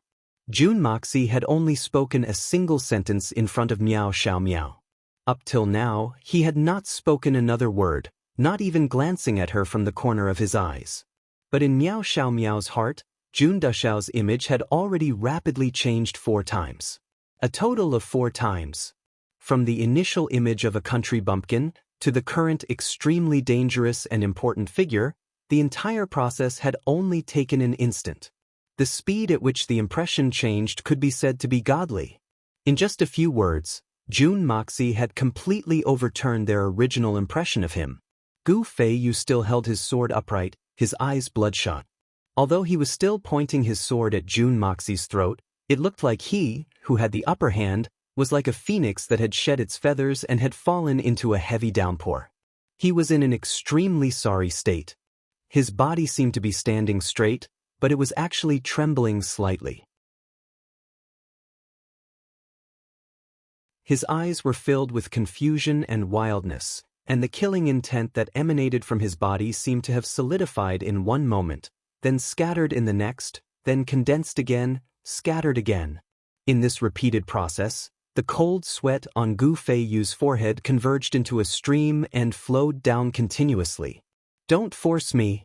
Don't force me! Don't force me to kill you!" Gu Feiyu's lips trembled, and he looked fiercely at Jun Moxie. But no matter how fierce his gaze was now in the eyes of others, it was clearly a pleading look. Jun Moxie's gaze was even calmer and deeper, without the slightest fluctuation. He just looked at Gu Feiyu quietly, but in Gu Feiyu's eyes, this unusually calm gaze made him especially flustered and lose his confidence. He felt that the other party's calm gaze was like 2 sharp arrows that shot straight into the depths of his soul, causing him to completely collapse from the bottom of his heart, and he was completely at a loss. "I want to force you, so why aren't you making a move? Make a move and kill me. You trash. Kill me. You idiot. Why? Could it be that you've never killed anyone before? You actually don't dare to make a move? You cowardly bandit." Jun Moxie laughed coldly, unscrupulously mocking this person who was second to not be provoked. His gaze suddenly became as sharp as a knife, and he stared intently at Gu Feiyu's eyes. "Tell me, what else can you do? You're a good-for-nothing. You only know how to be jealous? You don't know how to kill? Ha!" A series of long, mocking, and disdainful laughter rang out. "Ah!" Gu Feiyu roared, and his body trembled even more violently. The endless hatred in his eyes almost solidified. He gritted his teeth, but his right hand, which was tightly gripping his sword, retracted a little. Jun Moxie straightened his body and took another step forward. Gu Feiyu retracted his arm again, but found that he could no longer retract it. His elbow was almost forming an inverted triangle with his body, and he could no longer retract it. He had no choice but to take a step back. But after he took this step back, he heard a bang, and found that his back had already knocked against the wall. He turned his face in shock, and unexpectedly found that he had already been forced into a corner by this Mo Junyi in front of him. There was no longer any room for him to retreat. If he still had to forcefully retreat, he could only directly punch through the hotel wall behind him, 17 steps. Miao Xiaomiao looked at the 2 people in front of her in shock, and thought to herself, this Mo Junyi is really powerful. He actually allowed the sword to be pointed at his throat, and forced the person holding the sword to retreat 17 times, step by step. 17 steps. Does he not want his life? Or is he really so confident? Even if he is confident, he shouldn't be pressing forward step by step. He actually dared to press forward step by step. One must know that there is a limit to a person's endurance. If Gu Feiyu couldn't bear it and had a mental breakdown, it's normal for him to stab forward without any care. It's not impossible. Let's not talk about what will happen to the Gu clan in the end, but the one who will suffer first is still himself. Could this person be a fugitive who doesn't care about his life at all? Is there really such a person in the world? Miao Xiaomiao thought suspiciously as she looked at Jun Moxie. Young Miss Miao was undoubtedly an intelligent person. However, it was a pity that even someone as intelligent as her had overlooked a possibility. If this Mo Junyi in front of her had already transcended the mortal realm and entered the saintly realm, then he would not have cared about the treasured sword at his throat at all. But this possibility was too unimaginable, and it was normal to overlook it. However, among the series of events that had just happened, which one of them wasn't inconceivable? From the start, that free and natural physique that hadn't appeared for at least 10,000 years suddenly reappeared in the world, and directly appeared in front of Chao Guofeng and Holy Emperor Chao. Then, the Holy Emperor from the Holy Emperor dared to launch a sneak attack at midnight, causing Mo Junyi to go missing. Then he sent back young Master Mo, who was heavily injured and on the verge of death, and set up a trap to kill Chao Guofeng and the rest of the 7 holy emperors. And now, a country bumpkin whose abilities were so weak that they could be ignored could completely ignore the sharp sword at his throat, and even put pressure on the person who had drawn the sword. Of all these, which one of them was more normal? At this moment, Gu Feiyu only had one feeling: shame and shame. As a dignified third-grade expert of Shenxian, the most outstanding representative of the younger generation of the Misty Mansion, he was actually forced to such a state by a country bumpkin who had just come out from the ravine. Especially when he noticed Miao Xiaomiao's disdainful gaze, it made him feel even more humiliated. Since 5 years ago, when Miao Xiaomiao was 14 years old, he had started to pursue her, all the way until now. Or rather, he could completely ignore the gazes of others. Even the disdain of the entire misty illusory manor was something that he could ignore. But from Miao Xiaomiao's disdain, even if it was just a little bit, it was enough to make him wish he was dead. He was humiliated in front of the woman he loved the most, who was also the woman he was pursuing with all his might. No one would be able to take it. Not to mention someone as proud and arrogant as Gu Feiyu. At the start, he was still thinking about how to humiliate Mo Junyi, but he didn't expect the other party to take advantage of his weakness and chase after him. He didn't even have the time to think of a countermeasure. He only knew that the other party was the owner of the free and natural physique. It wasn't a problem for him to use words to attack or even humiliate him, but he definitely couldn't hurt him, not to mention kill him. If he really killed him, the entire Gu family would be in danger. But now, after being forced back 17 steps by Jun Moxie, he had almost lost his rationality. Too aggrieved. Really too aggrieved. And just at this moment, he realized that Miao Xiaomiao was right beside him. His shameful actions fell into the eyes of the beauty. In this instant, all the blood in his body surged up. This caused his mind, which was already as taut as a drawn bowstring and on the verge of collapse, to instantly collapse. Jun Moxie kept pressuring him, but he still left some leeway and didn't make him collapse on the spot. Because it didn't matter if Gu Feiyu collapsed, but he himself had to show his strength. But Miao Xiaomiao's gaze finally became the straw that broke the camel's back. At this moment, Gu Feiyu only had one thought in his mind: revenge, revenge on the person in front of him. He suddenly roared, "You're asking for death." Suddenly, a strange and savage look flashed in his eyes, and the long sword in his hand was about to strike out.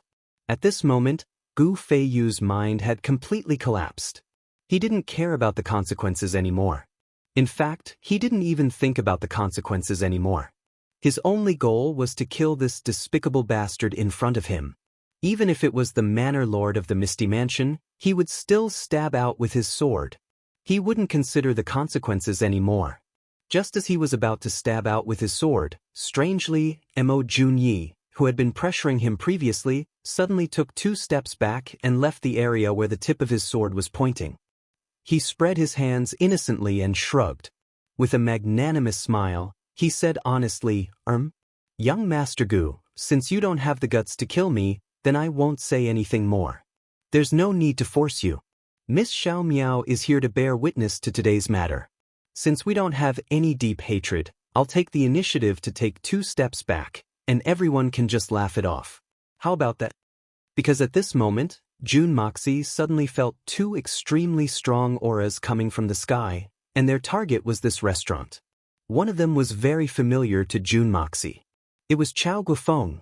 This old man was indeed worried about him coming out, and actually followed him secretly. So Jun Moxie immediately changed his mind at this moment. Although he didn't know who the other person was, since he was coming in this direction, and his target was so accurate, then it must be related to today's matter. You're tuning in to the Passion Pages YouTube channel. We're so grateful for your support, and don't forget to subscribe to join us on this incredible journey through captivating stories. Your generosity through donations truly makes a world of difference, as it's the primary source of revenue that allows me to expand and enhance this channel for you. Thank you from the bottom of my heart for being a part of this adventure.